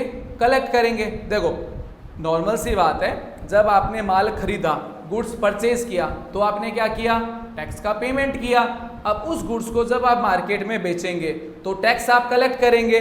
टैक्स का पैसा होता किसका है? वो गवर्नमेंट का होता है। किसका होता है? गवर्नमेंट का होता है। तो टैक्स का पैसा होता है गवर्नमेंट का। अब यहाँ पे एक चीज सुन लो ध्यान से, जब भी हम गुड्स बेचते हैं, जब भी हम गुड्स बेचते हैं उसके अंदर हम कंज्यूमर से, यानी जिसको हम बेच रहे हैं उससे हम टैक्स कलेक्ट करेंगे, और टैक्स का पैसा जो हम कलेक्ट कर रहे हैं वो हमारा नहीं है, वो गवर्नमेंट का है। कंज्यूमर से बिजनेसमैन टैक्स कलेक्ट करता है और गवर्नमेंट को जमा कराता है। यहाँ पे क्वेश्चन आता है, सर क्यों, वाई? ये रूल है, ये नियम है। क्या है? नियम है, रूल है, इसमें वाई नहीं होता है, ये रूल है। और ये रूल क्या है कि अगर आप इंडिया में बिजनेस कर रहे हैं, इंडिया क्या, पूरी दुनिया का ही रूल है, ये यूनिवर्सल ट्रूथ है, ठीक है। अगर आप एक बिजनेसमैन है और अगर आप बिजनेस कर रहे हैं तो जो भी गुड्स आप सेल करेंगे उससे आपको कंज्यूमर से टैक्स कलेक्ट करना होगा, और जो गुड्स आपने सेल किया है उस गुड्स का जो टैक्स आपने कलेक्ट किया है वो टैक्स आपको गवर्नमेंट को पे करना होता है। आ गई बात समझ में? यस या नो में रिप्लाई कर दो फटाफट। दूसरा, जो आईटीसी होती है उस आईटीसी का एक सिंगल यूज होता है। वो क्या यूज होता है कि जो सेल्स का जो टैक्स आपको पे करना है उससे आप उस आईटीसी को एडजस्ट कर सकते हैं। सर समझ में नहीं आया, कैसे होगा एडजस्ट? सीख लो, लो भाई सीख लो।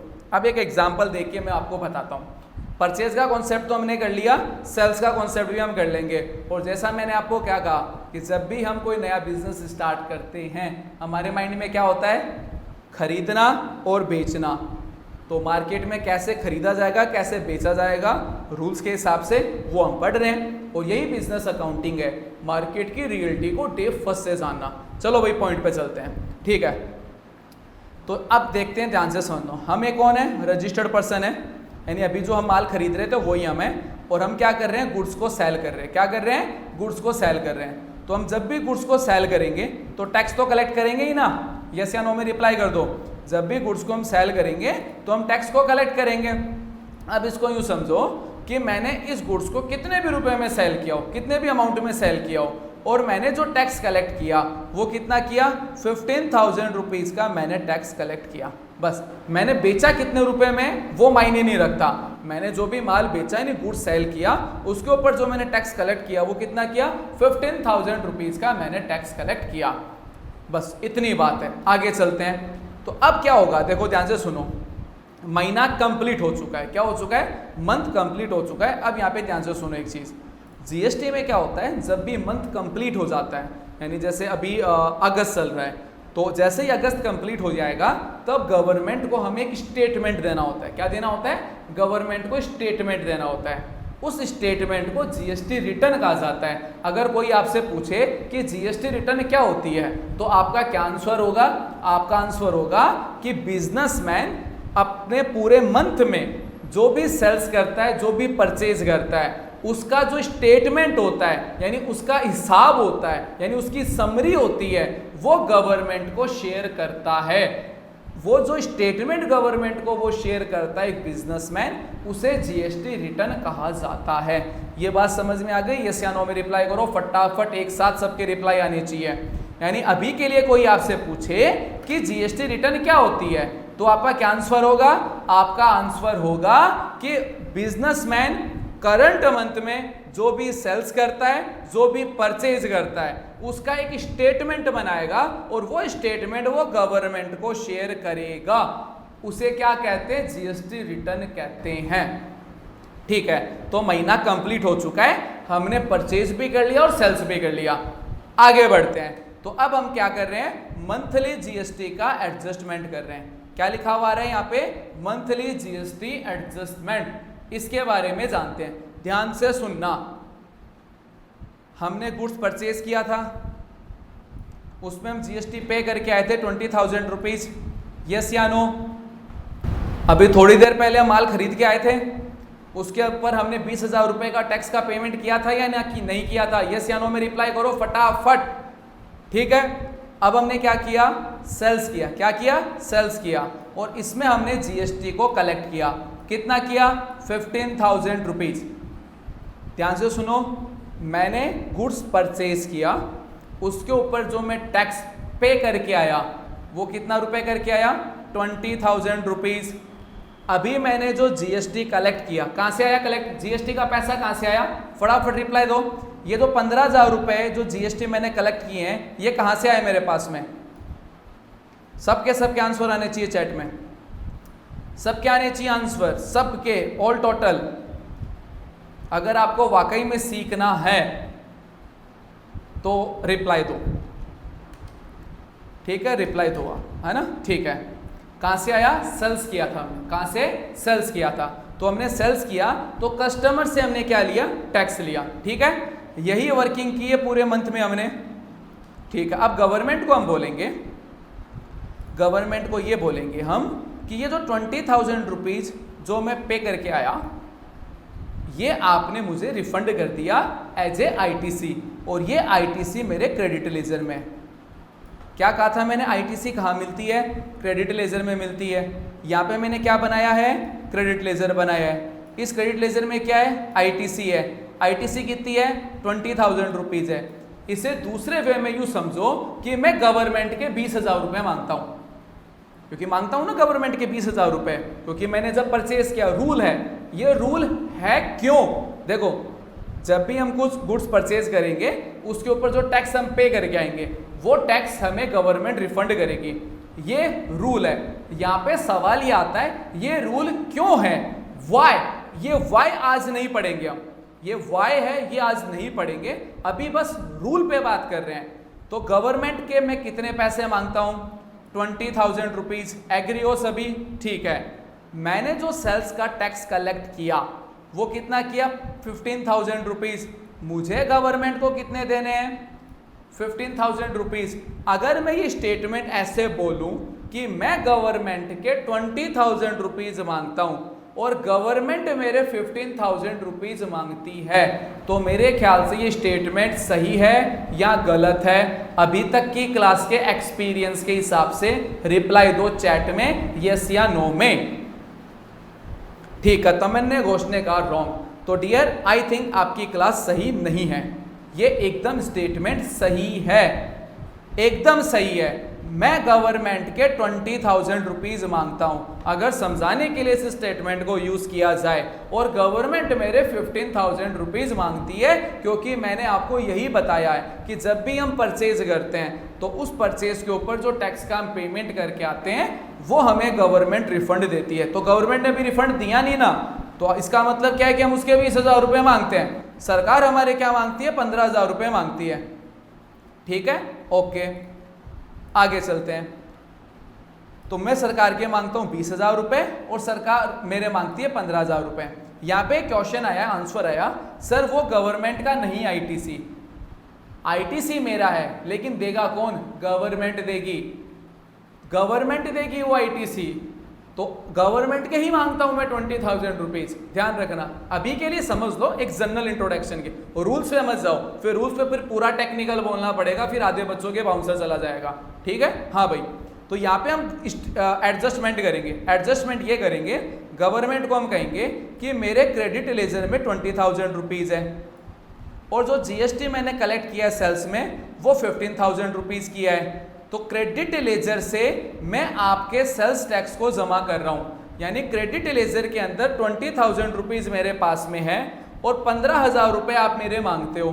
ठीक है, रूल क्या है जो अभी मैंने आपको बताया, ये वाला, कि क्रेडिट लेजर का यूज हम क्या कर सकते हैं? सिर्फ सेल्स के टैक्स को पे करने में कर सकते हैं। तो मैं गवर्नमेंट को यूं कहूंगा कि मैं क्रेडिट लेजर से ही ये 15,000 रुपए का पेमेंट कर रहा हूं। तो 20,000 रुपए मेरे क्रेडिट लेजर में, 15,000 रुपीज का मुझे पेमेंट करना है। तो मैंने 15,000 रुपीज को पे किया मेरे क्रेडिट लेजर के बैलेंस से। तो मेरे पास में क्रेडिट लेजर में रिमेनिंग बैलेंस कितना हुआ? 5,000 रुपीज। यानी इस करंट मंथ में गवर्नमेंट को मुझे कितना टैक्स देना पड़ा? 0। यानी कैश के अंदर मुझे गवर्नमेंट को 0 अमाउंट देना पड़ा। ये बात समझ में आई या नहीं आई? यस या नो में रिप्लाई कर दो। इसको दूसरे एंगल में समझते हैं, दूसरे एंगल में समझते हैं। दूसरा एंगल ये है कि गवर्नमेंट के मैं 20,000 मांगता हूं, गवर्नमेंट मेरे 15,000 रुपए मांगती है। तो हमने यूं कह दिया कि मेरे जो मैं तेरे जो 20,000 रुपए मांगता हूं उनमें से वो 15,000 रुपए जमा कर ले, और अभी मैं तेरे 5,000 रुपए और मांगता हूं। तो जो कस्टमर से जो मैंने 15,000 रुपीज लिया है कैश में, वो मेरा क्या हो गया? कन्वर्ट हो गया। क्या हो गया? कन्वर्ट। और मुझे गवर्नमेंट को इस करंट मंथ में 0 कैश टैक्स लायबिलिटी देनी पड़ी। अब लेंगे क्वेश्चंस, और टाइम काफी हो गया, और तो इसलिए अब आगे नहीं पढ़ेंगे। ये जो आगे के जो पॉइंट्स हैं ये कल की क्लास में अपनों कवर कर लेंगे। और यहाँ पे मैं बता दूं, स्टार्टिंग के जो 5 डेज है हमारी 1 ओवर की क्लास होगी, है ना, 1 ओवर की क्लास होगी स्टार्टिंग के अंदर ही। उसके बाद में इसका टाइम चेंज भी होगा, सब कुछ होगा, उसके बारे में मैं आपको बता दूंगा। अभी इस टॉपिक से रिलेटेड क्वेश्चन, कोर्स क्या है, क्या होगा क्या नहीं होगा, टेक्निकल क्वेश्चन कल की क्लास में ही लेंगे। ठीक है, क्वेश्चन आंसर्स ले रहा हूं मैं अब।